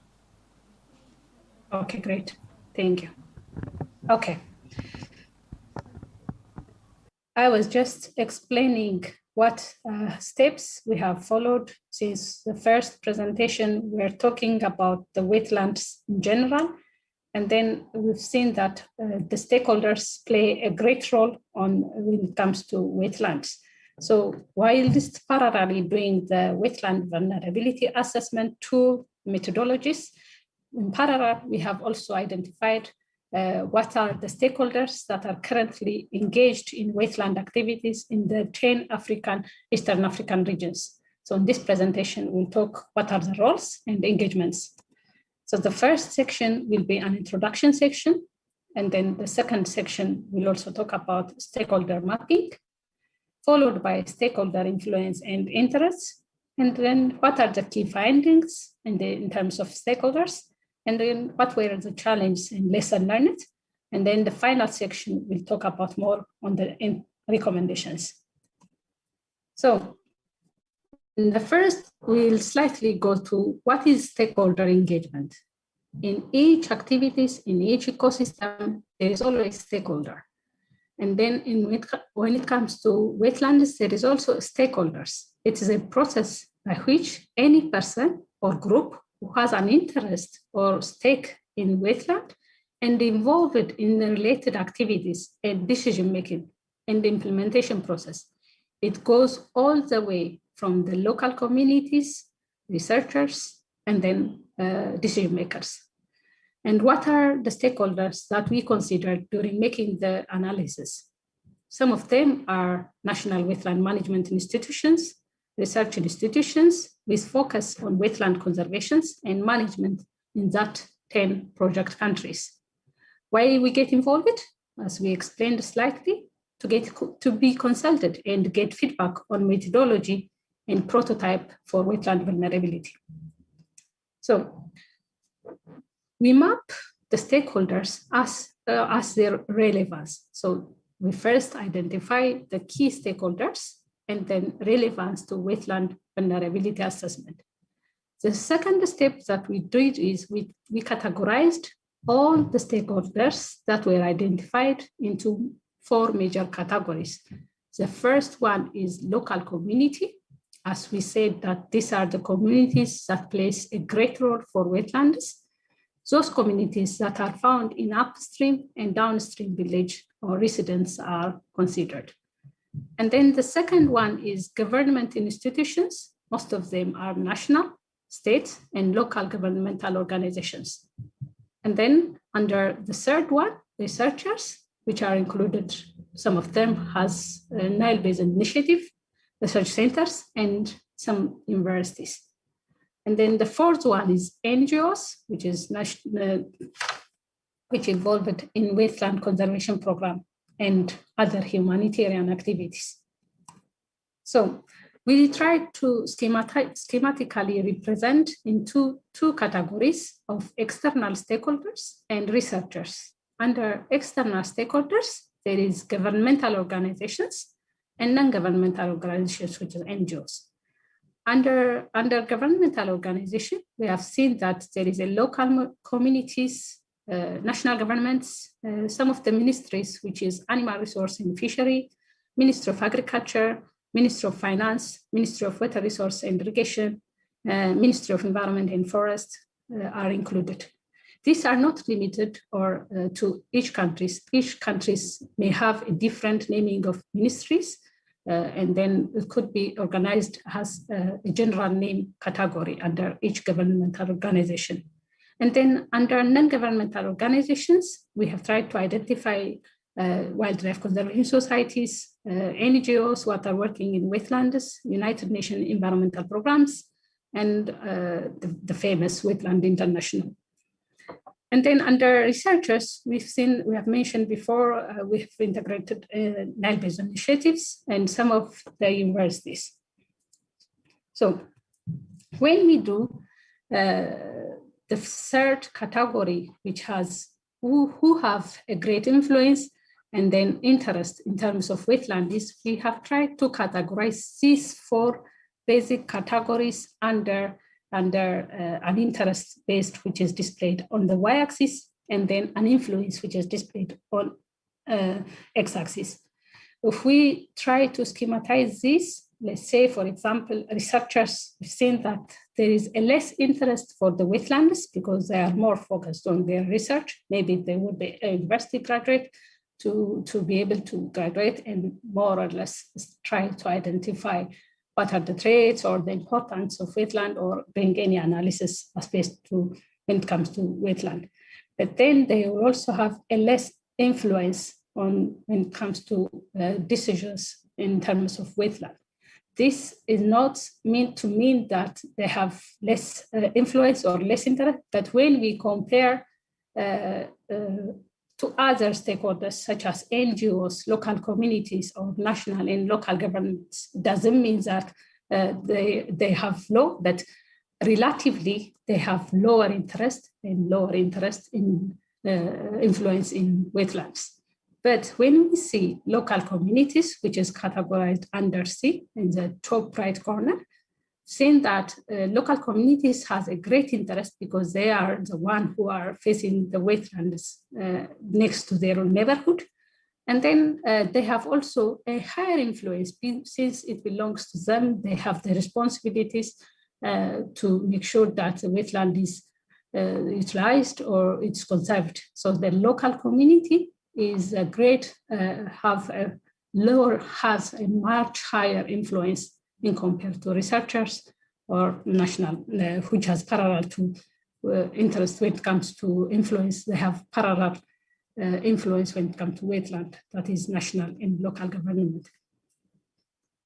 So when we do stakeholder mapping or stakeholder engagement, we have a focal person for each country that we have tried to display here by their name, co-contact, and their institution and for each country.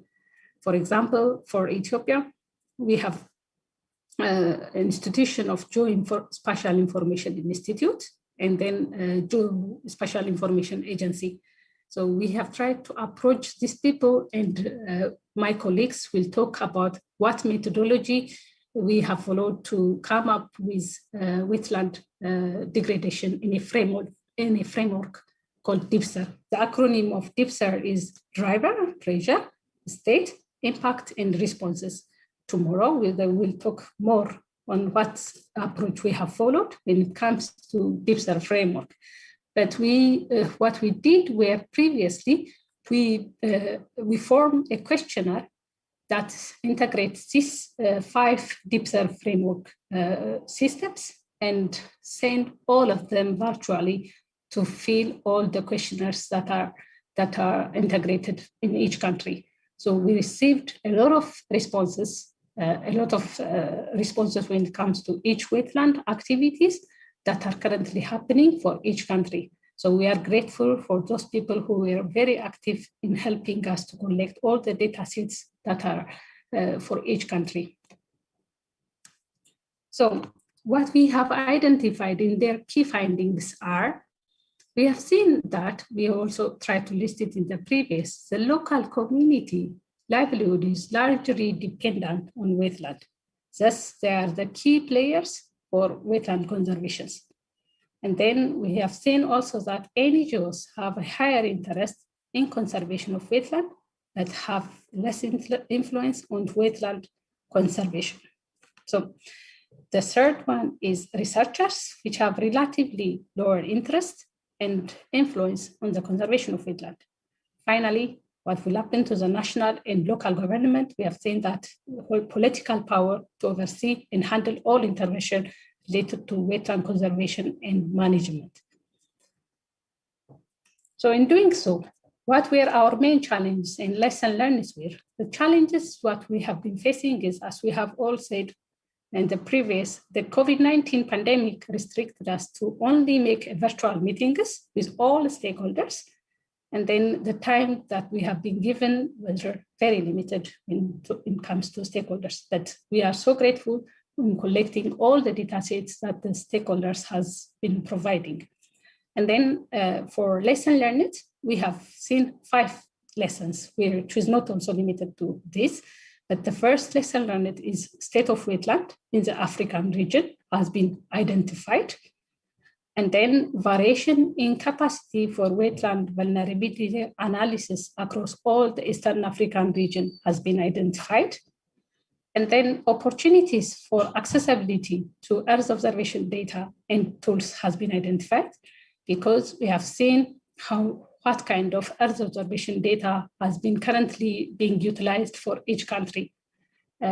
We've seen that there is also a lot of involvement in using of remote sensing and observable Earth observation data for application of wetland. So we are also grateful to come up with a tool that is currently being applied in each stakeholders or in each institutions that we have developed. So it will not be a start, which is going to be very from initial. So we take the advantage of Earth observation data utilization for each country.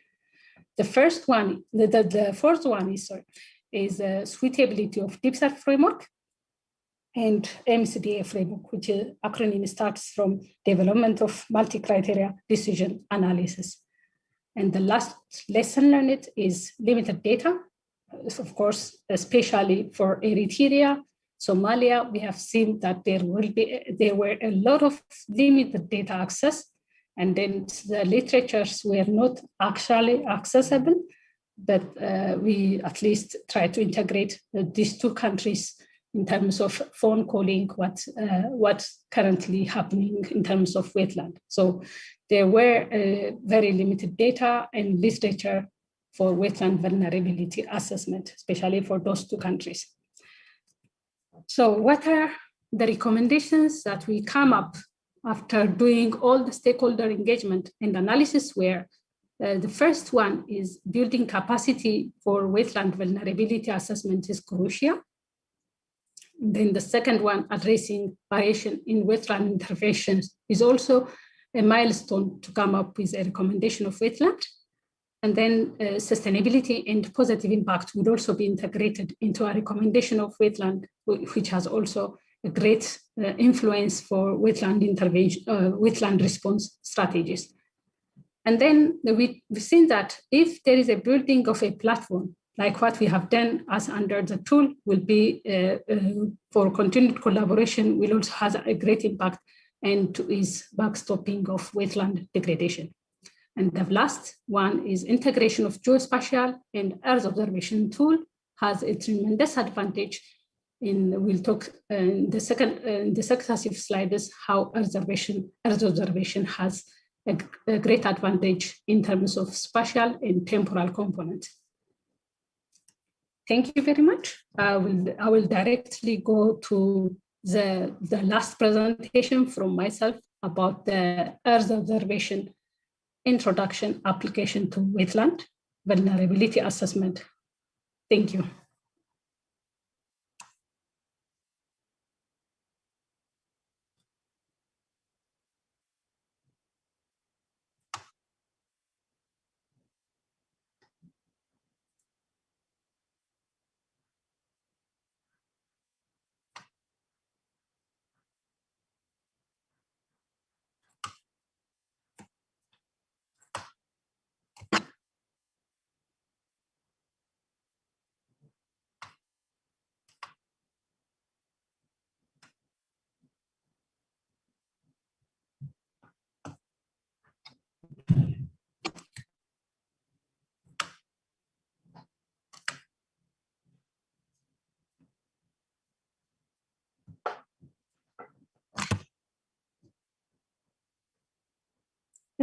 Before we go to the presentation, I would like to invite you a video of application, a slide video that were made by European Space Agency about the application of Earth observation. Thank you very much. Wait, let me know when you get to see it.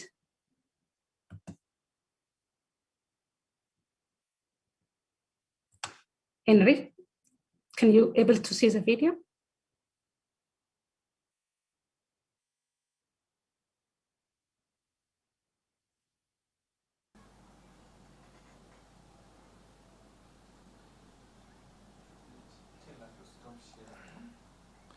If you could stop sharing the... Okay. Stop sharing the screen, then you play the video.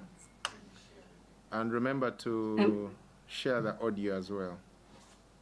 Okay. I was just doing that. Let me know. Okay. Okay.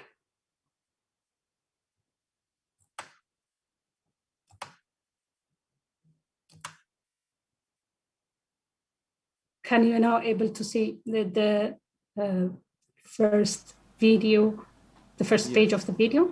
Yes, yes. Okay, okay. Share the sound. Sorry? Share the sound of the video. Let's see if we can also do it from here. Can you now hear the video?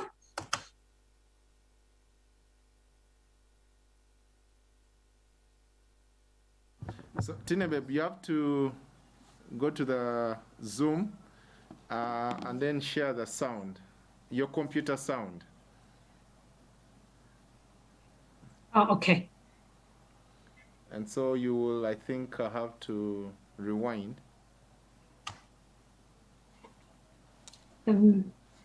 If you have the video, can you please be able to share? Yes, if... I think you have it in, okay, okay, please.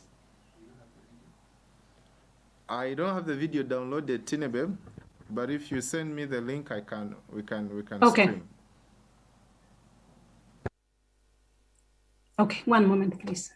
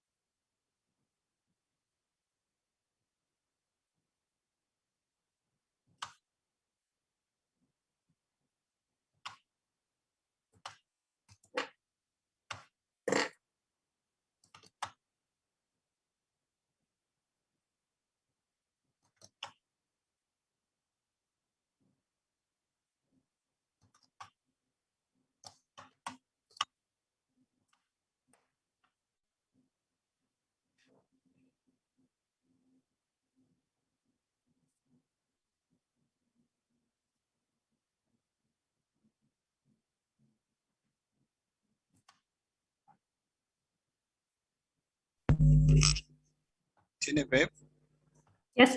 can I take you through the process? Yes, please. Okay, just play I've the shared. video. First, Okay. play the video without sharing. Yeah. Okay, now go and share that video, just the screen. Like share the page or share the. When on that window for share, do you see two buttons on the lower left corner? There's share sound. Oh yeah, yeah. Thank you. Yeah, I got it. Okay, perfect.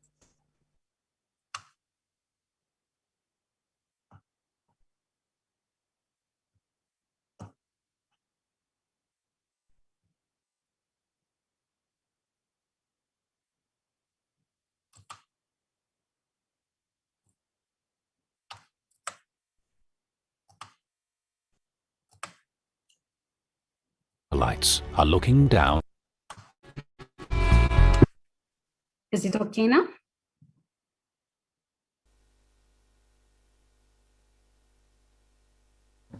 Yes, Tinebeb. Thank you, Henry.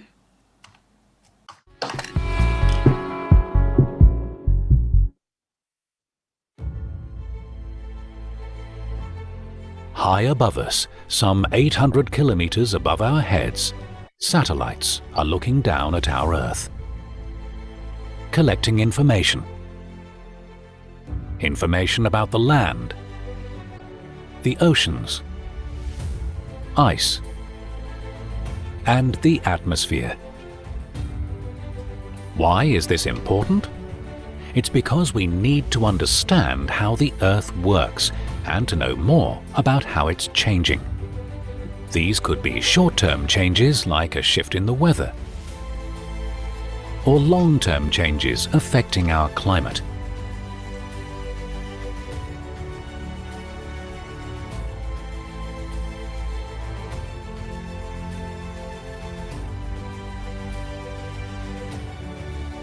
When it comes to monitoring these, the great advantage of a satellite is that it can cover the entire planet and do this again and again on a regular basis. Satellites can collect visual information. They can also collect information that would be hidden to the naked eye. ESA is at the forefront of satellite Earth observation.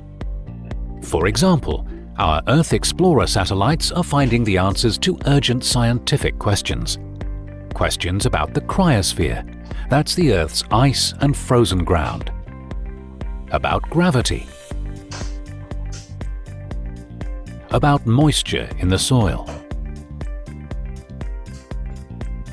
The salinity of our oceans. And about the Earth's magnetic field. ESA's Sentinel satellites support the Copernicus program. Copernicus will help us see the impact of changes in the ozone layer and changes in sea level. Over 30 satellites will provide up-to-date information to help governments respond quickly to disasters and emergencies, to plan our cities, to monitor water demand, to check air quality. Copernicus will help us see the impact of changes in the ozone layer and changes in sea level. ESA also develops meteorological satellites for weather and climate studies, together with the European Organization for the Exploitation of Meteorological Satellites, or EUMETSAT. All this information gathered by our Earth-observing satellites is hugely valuable in advancing science and technology, supporting European industry, and fostering international collaboration. Caring for our planet and for the people who live on it. That's at the core of ESA's Earth observation program. And the cost? To run the whole of ESA for a year costs less than the price of one cinema ticket for every European.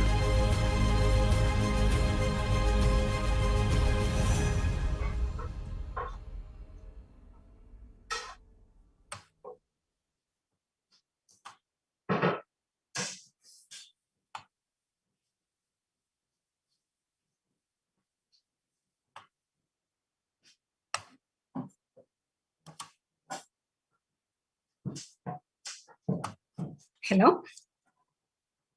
I hope that you have enjoyed the video, and I'll directly go to a slide presentation, which I will make sure that I will make it short, on wetland vulnerability assessment training, which is introduction to Earth observation, data, products, and services. The outline of the presentation includes the definition of Earth observation or Earth science, Earth observation data, capture and processes, advantage of Earth observation data, and then the fourth category is characteristics of Earth observation data, major EO data sources, and application of EO data and services. So what is Earth science? As we all know, it's any of the science, such as geology, meteorology, or oceanography, that deal with the Earth or with one or more of its parts. When it comes to Earth observations, which is integration of one small component of Earth science, it is the science of gathering of information about the planet Earth's physical, chemical, and biological systems via remote sensing technologies. Usually that involves satellite carrying out image devices, as you could see in a short video before beginning of the PowerPoint presentation. So in these schematic presentations, we have tried to see what are the main processes integrated into Earth observations. The main processes are, in summary, we want to see in this diagram how Earth observation data captured in the process. Figure A represents the main source, in this case, the sun. The sun releases or gives out radiation and then interact with part B, which is the atmosphere. And then in part C, it's also interacting with Earth, where some of the radiation of this energy is absorbed or reflected. On the other hand, the other energy of sources is also from the satellites themselves, which is in part D. The satellites are active satellites that send energy or generate energy. So similar to the sun, it's integrating this energy interaction with the objects of the Earth that's either going to be absorbed or reflected back to the atmosphere. When this energy is reflected, both from the sun or from the satellite, the information in terms of electromagnetic radiation is captured or detected by the sensors of the satellite. So the satellite relays in one part this information to another satellite, or it relays this information back to the receiving station. Within the receiving station, this information has been sent by the satellite is interpreted as well as analyzed. That's what we're currently doing. The interpretation will be generated could be as a maps or could be as graphs. So the graphs would be more goes to an application, for example, managing natural resources, agriculture responses, activities such as disaster risk management, and the process of capturing data and converting Earth observation data is some of the examples that can be applied in the application sections. So we've seen here why we were using currently Earth observation data, because it is a space-based technology that deliver reliable and repeated coverage of data sets. For example, for Landsat, it started back in 1971 or 72 and released every other 16 days. And the data is reliable without discontinuation, and they have repeated coverage that is freely accessible throughout our Earth. And then the second advantage why we are looking at observation is the ability to collect information over large spatial area. This will characterize natural features or physical objects on the ground. For example, if we see a meteorological stations, we have a station data that is applicable, such as precipitation or temperature. But these are point-based data that is released from each station. The advantage of Earth observation is integration of all the data, which we are going to see in a pixelated form, that is forming each category under grid-based application of spatial component. And then the third Earth observation method that we are trying to see is the advantages to observe surface areas and objects on a systematic basis and monitor their changes over time. We could have seen a time series data that we could be able to integrate from back in 1971, for an example of Landsat, until today, which is 2021, because easily see where it is reduced and where it is increased when it comes to any kind of natural resources, especially during our analysis. We could see it tomorrow how my colleagues have come up with a tool that integrates wetland vulnerability using Earth observation data.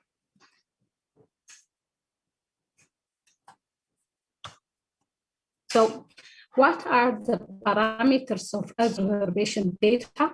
For example, electromagnetic radiation spectrum has been identified. As I have explained in the diagram, the sensors on Earth observation system usually record electromagnetic radiation, and these sensors detect that record in a specific wavelengths and releases in electromagnetic spectrum. And when radiation interacts with matter, some of the wavelengths are absorbed and some other are reflected. Thus, it's necessary to understand, for example, how vegetation has reflected, how soils are reflected within the electromagnetic spectrum. So the main parameters of Earth observation is resolution. What is a resolution? It is the number of pixels that can be displayed on a device, or the area of the ground that a pixel represents in an image file. We have 4 distinct types of resolution: spectral, spatial, radiometric, and temporal. We will not go through all the details of, especially for spectral and radiometric, which takes a lengthy time. But then in a spectral, it is a specific wavelength intervals that a sensor can record. And in a temporal, it is how often a sensor obtains imagery of a particular area, because we are interested on a location-based of a spectral analysis, and then on a time-based in a temporal resolution. So these 2 main categories need to be given attention.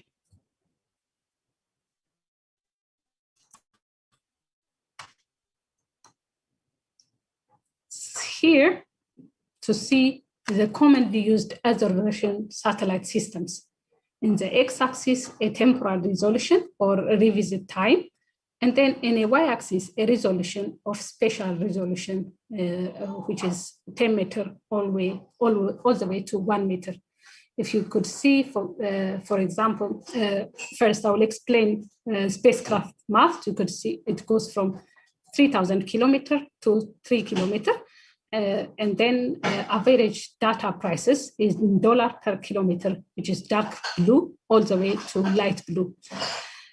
For example, if we see a Landsat, which is freely accessible, has relatively lower resolution in terms of spatial resolution in 10-meter resolutions, and then relatively a lower temporal resolution, which is in a weekly basis. From weekly, it goes to daily, and then some of them have gone to hourly. But if we could see, for example, on top left corner, which is GOI on top, could see it has a spatial resolution, which is very high, and then a temporal resolution in medium term from weekly to daily.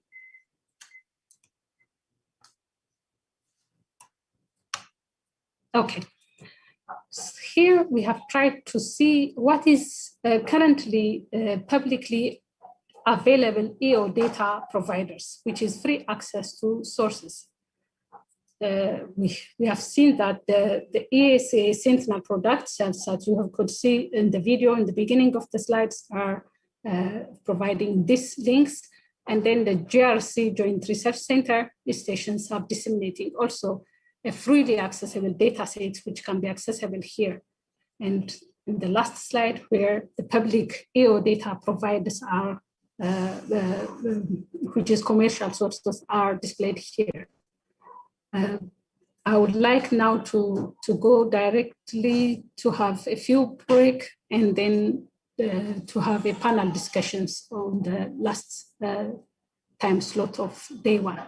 Thank you very much, and I appreciate all of your attentions. Back to you, Henry.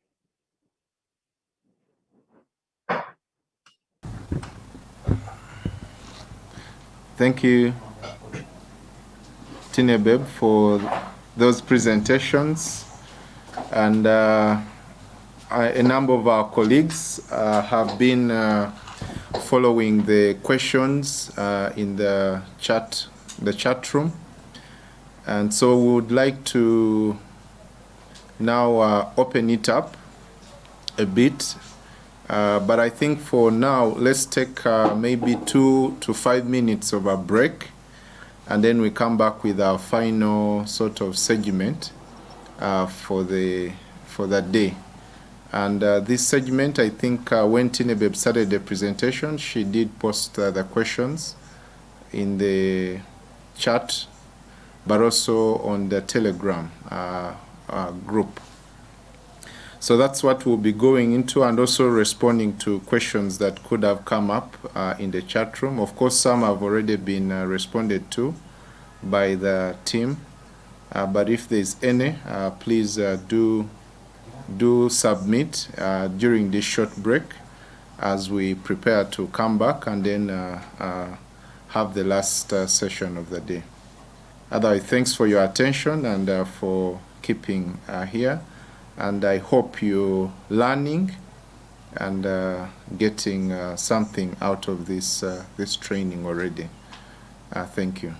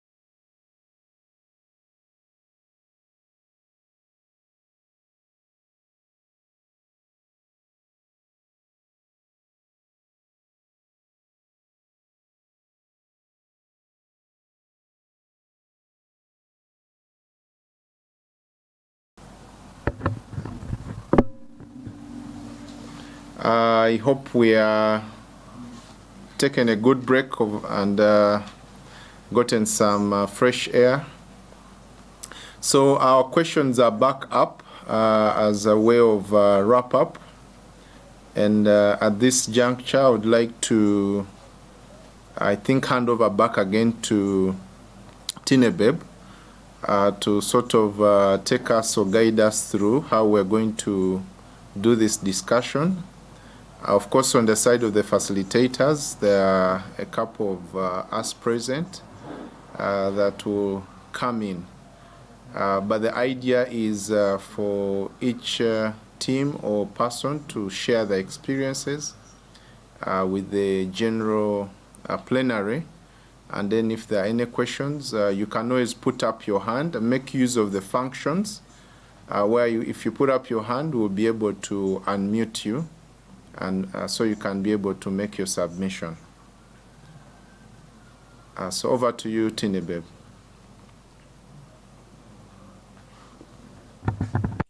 Thank you so much, Henry.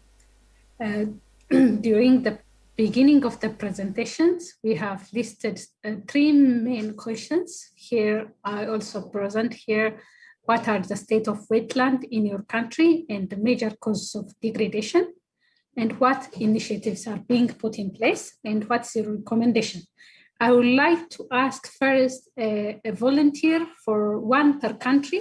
At least you could at least give 3 minutes for each country to explain orally for these 3 main topics. I would like Henry to unmute the participant who raised hands to share the idea. Thank you very much.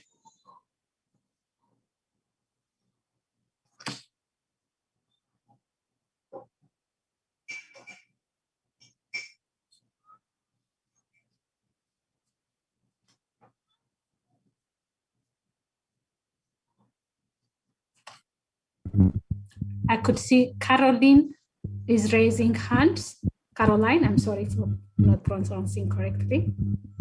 Yes, good afternoon, everyone. Good afternoon.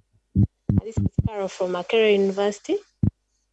The current status of wetlands in Uganda, as far as the brief 2020 September, land coverage stood at 8.4, as low as that of with seasonal wetlands contributing at around 7. So the wetlands are deeply being degraded, with Mbale taking the lead, because by 2019, 99% of the wetlands were already degraded.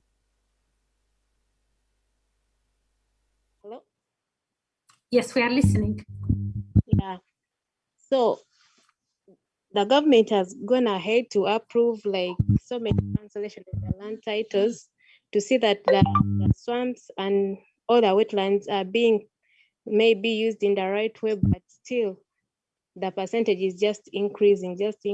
So we need to do a lot about the wetlands, because even the contribution to the is constantly reducing.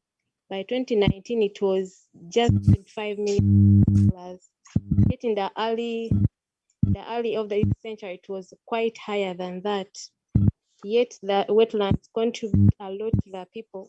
So many people earn a living from there. So if nothing is not done by 2040, it's expected that all the wetlands will be gone in Uganda. So we need to do a lot. And by last year, the ministry was reviewing the national wetland policy to see, and they went ahead to develop a wetland resource bill to address all the challenges, but still corruption is going away with it. So my recommendation is that maybe all these policies should go back to the local government, because if the central government has really failed to help out on the policies, maybe we should allocate back to the community. Then they should do away with the central government, which is quite hard, but at least at the local government, corruption can be dealt with than the central. That's it. Thank you. Thank you very much, Caroline, for a very good outline in terms of Uganda wetland degradation. And all of the information that you have said is recorded and then will be also well noted. And we appreciate the information that you have given us. The second one, I would like to give another opportunity for other country. I know that Carol also has raised hands, but since you're also from Uganda, I would like other countries to give an opportunity. I've seen another one from Edith. I'm not anyone from Rwanda, from Ethiopia, Somalia. I would appreciate to give a chance to speak a country-wise degradation and recommendations.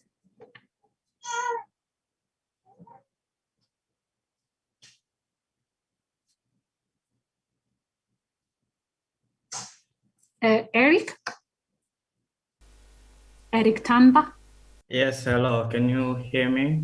Tinebeb? Yes. Okay, great. Yes, we can hear you. So please go ahead. I'm from Okay, Tanzania. Eric, just a second. And we have given rights to, if you put up your hand like Eric has done, you'll be able to unmute once the facilitator, moderator, picks on your name. So just go ahead to unmute yourself and then submit. So sorry, Eric, you can continue. Okay, thank you very much for this opportunity. And I'm from Tanzania, as I said, and actually Tanzania, in Tanzania, we are surrounded with these wetlands in every corner, from northern part to the southern part, where we can find Lake Nyasa. So actually, according to NEMC and WWF and IUCN, the current state of Tanzanian wetland covers almost 7%. And you can see that Tanzania, takes a large share of Lake Victoria, that is almost 47%. And at the western part, we have 45% of Lake Tanganyika and 20% of Lake Nyasa. So the freshwater inside our country covers almost 40,000 hectares, and that's from the report of NEMC. And also we include man-made waterlands that covers almost 85,000 hectares. So the major initiatives that are being put in place right now, just to mention a few, is the government insists very much in conserving the wetlands inside the national parks, for instance, the Ngorongoro crater. And most of the cause of this degradation link back to the government system itself. So we have problems, for instance, institutional weakness. There is lack of coordination between the sectors. And also you can see different users of these lands have different attributes concerning the use of the wetland itself. So we have conflicts between farmers and pastoralists, those who keep livestock. So that's the major challenge in our country. So my recommendation to this is that we are developing various tools, for instance, this GIS and other of the observation skills. We could use this as a country or institution or non-government organization to link up to get real information so that we can have the proper way to manage our wetlands here in the country and elsewhere. So thank you. Thank you very much for your brief notes on the condition of Tanzania. We appreciate also your tools to share within the group now that we have a platform that's opened in Telegram as well as in Google Classroom. these are the main idea that we are currently thinking, to share ideas, to experience for each country to another country. So it is a platform that will enable us to share our approach, any application of Earth observation data for wetlands. I would like also to invite other countries in this successive 6 minutes to briefly go country-wise wetland degradation, and then some of the recommendations that you listed out.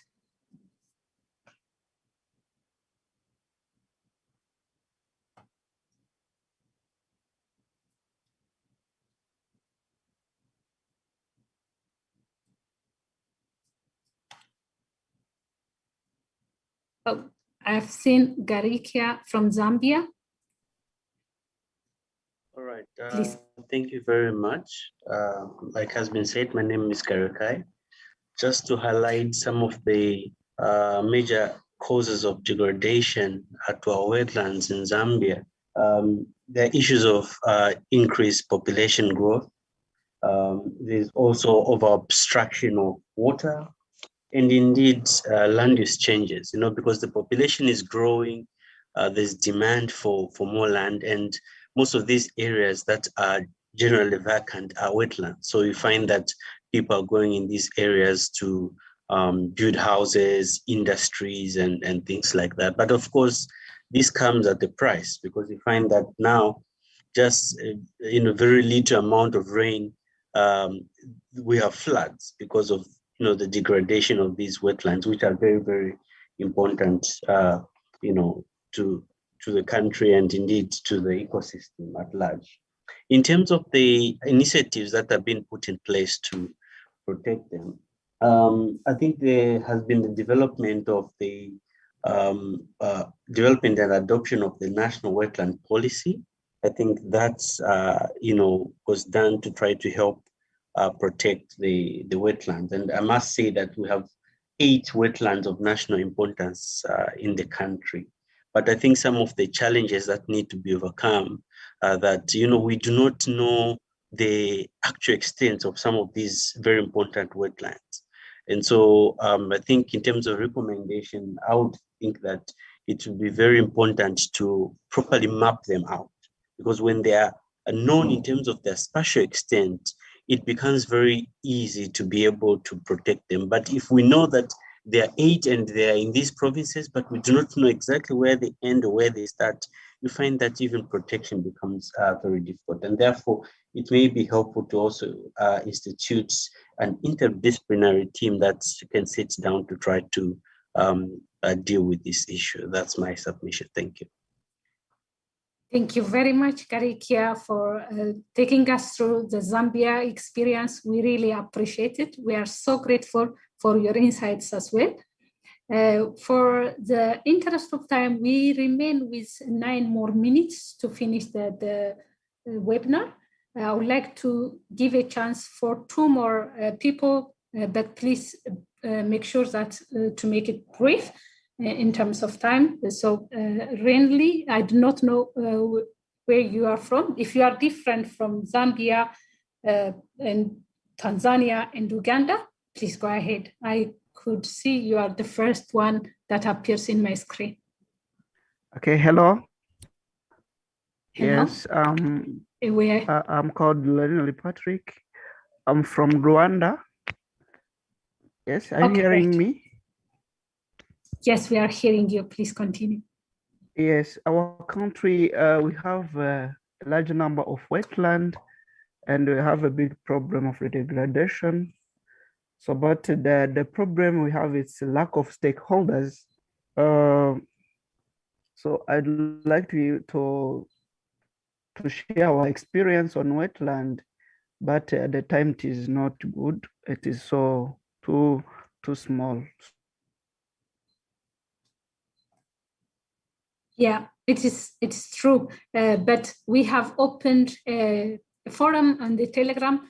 Please kindly share your experience in the Telegram page, as well as Google Classroom page that we have opened specifically for this webinar.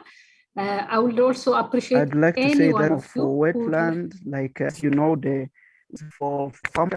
Oh, Hello? sorry. It was discontinued. So I was talking. Please go ahead. Sorry.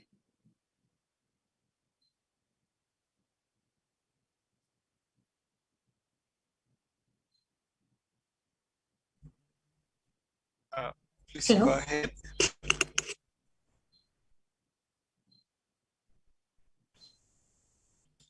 I think we lost the connections. So I will give another person a chance. Kevin is the first one that I could see. Kevin, please go ahead. Thank you. Thank you very much for the presentations. Perspective of South Africa, like many of the speakers before me, South Africa has also lost, at least according to the report, more than half of its wetlands. In particular, I'm based in Cape Town, so that's mostly where my experience is from with wetlands. And studies showed again that less than 1% of the seasonal wetlands in South Africa are protected. Now within Cape Town, you get mostly wetlands in the lower plains because it's a very low-lying city next to the ocean, but you also get seeps on the mountains. So you get a different type of wetland from the seeps on the mountainside. And they have different problems, for each of them.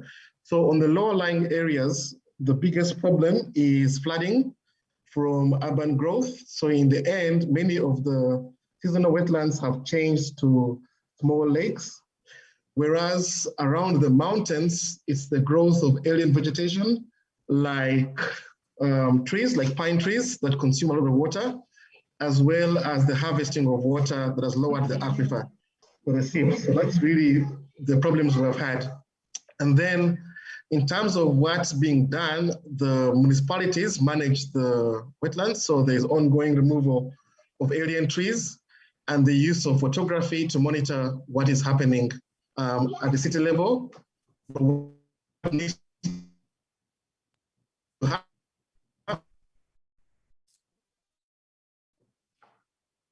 Into the monitoring. Thank you.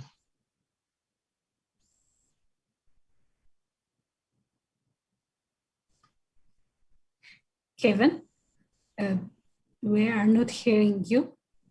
I think it's also again disconnected, but he gave us a very good short brief of South African experience in terms of wetland degradation. He took us all the ecosystems and also the application of photogrammetry in wetland. I would appreciate if all of you, including the speakers of each country, to list all the degradation of wetland, anything that you'd like to discuss among the groups, to post it in a Telegram group, as well as in a Google Classroom discussion pointers.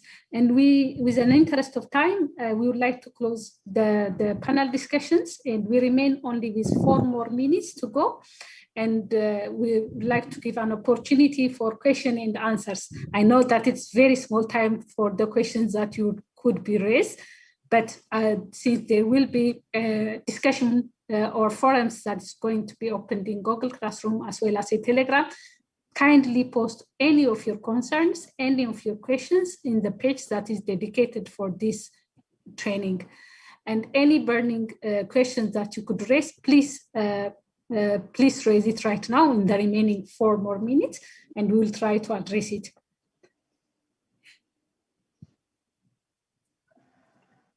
I see iPad without the name. If you are raising a question, please, I would like to give you a chance. Hello?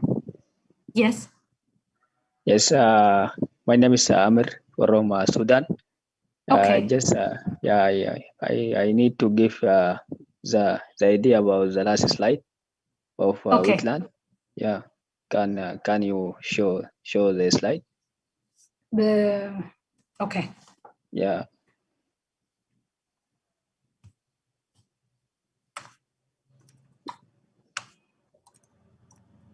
the last slide. This one? Yeah, the last slide. No, the last slide of the statement of the degradations of the wetland and the yes, the recommendations and yeah. Oh, for And the initiative, yeah. We need to give you the examples of the wetlands that is here and the issue that facing the wetlands here. Yeah. Sorry, I didn't get your question clearly. You want me to post the last slide of which presentation? The first, the second, or He's referring to I the need to give you slide. Oh, right. Okay, sorry. Yeah. This one. Yeah, this one. Okay. Over to you. Okay, so here in Sudan, we have the wetlands, a lot of wetlands, but we call them the catchment area, as INGO level, international non-governmental organizations. So according to my experience within the INGO here in Sudan, exactly we are facing a lot of challenges regarding the wetlands. The most of them, I think, is related to the issue or the conflict that is between the pastoralists and farmers. You know, because of the dispute that is came from the catchment. You know, and here the wetland have the populations or residents that live around the upper stream and downstream area of all wetlands. So during the rain season, the water is charging around this area, and the pastoralists came with livestock and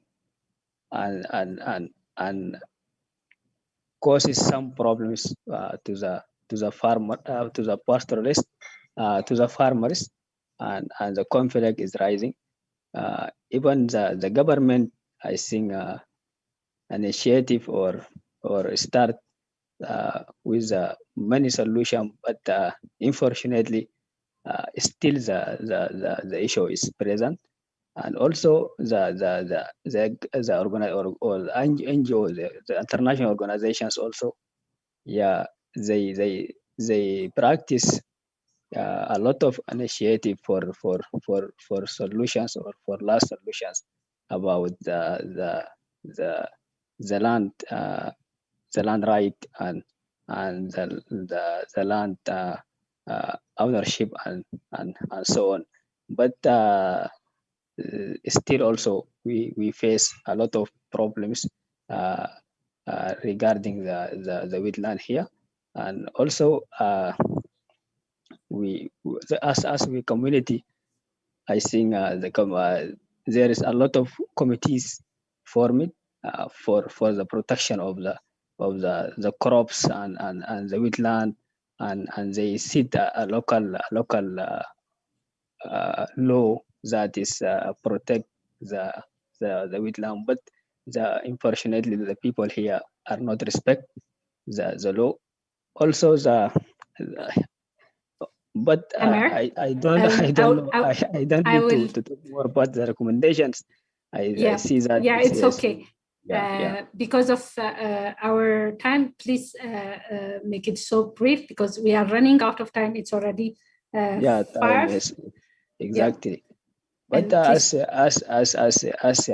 we know that the recommendations here maybe becomes with the setup of the law that is that can protect the wetland, and also we can say that there must be a general mapping for all the wetland, as my colleagues before say here. That is also important. Yes. Yeah. Thank you. Thank you. Thank you very much, Amer. I really appreciate your feedbacks and what you have gone through in the experience of Sudan. I would also appreciate if you could post these discussions also in the forums that's open dedicated for this webinar. For the interest time, I would not go through the question and answers, but since we will have time tomorrow for the remaining 3 days of training, we could come back to post and answer all of your questions and concerns in successive days. With this, can anyone please mute your mics? Yes, thank you very much. So tomorrow, our training will be starting at 2 p.m.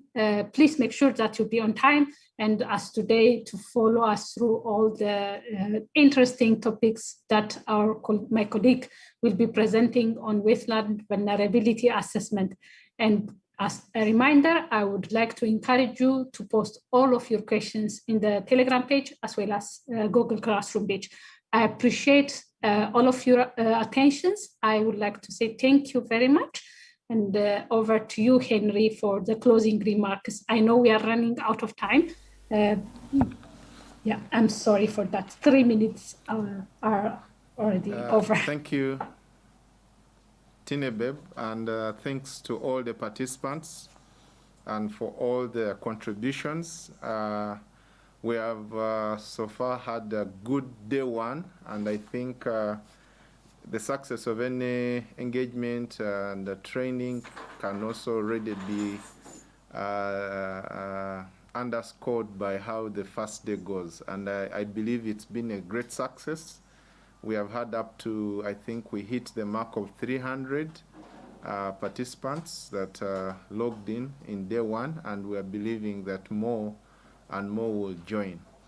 As already indicated, we'll continue tomorrow 2 to 5 p.m. We asking you, those who have not yet connected to the Google Classroom, please go there. We are going to post materials for today, the presentations that were done today, and any other reading materials. So please keep checking. If you've not joined the chat, please do join the group so that some of these we can already exchange.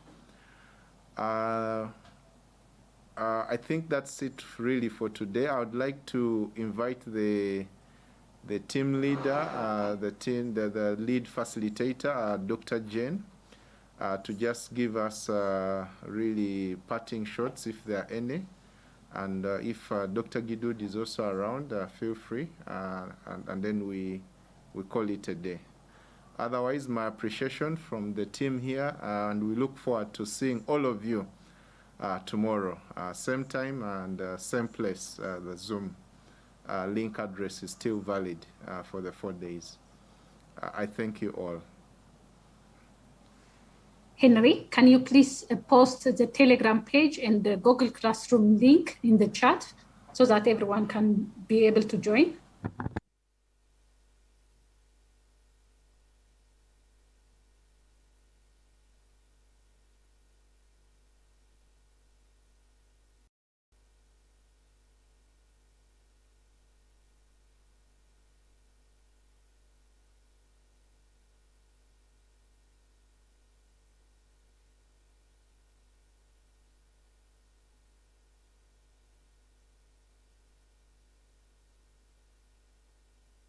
Okay, in the interest of time, bye for now, and see you all tomorrow.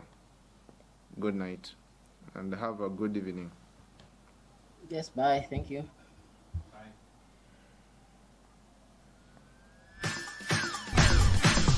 Good evening. Bye, have a good evening. Thank you so much. Bye, guys.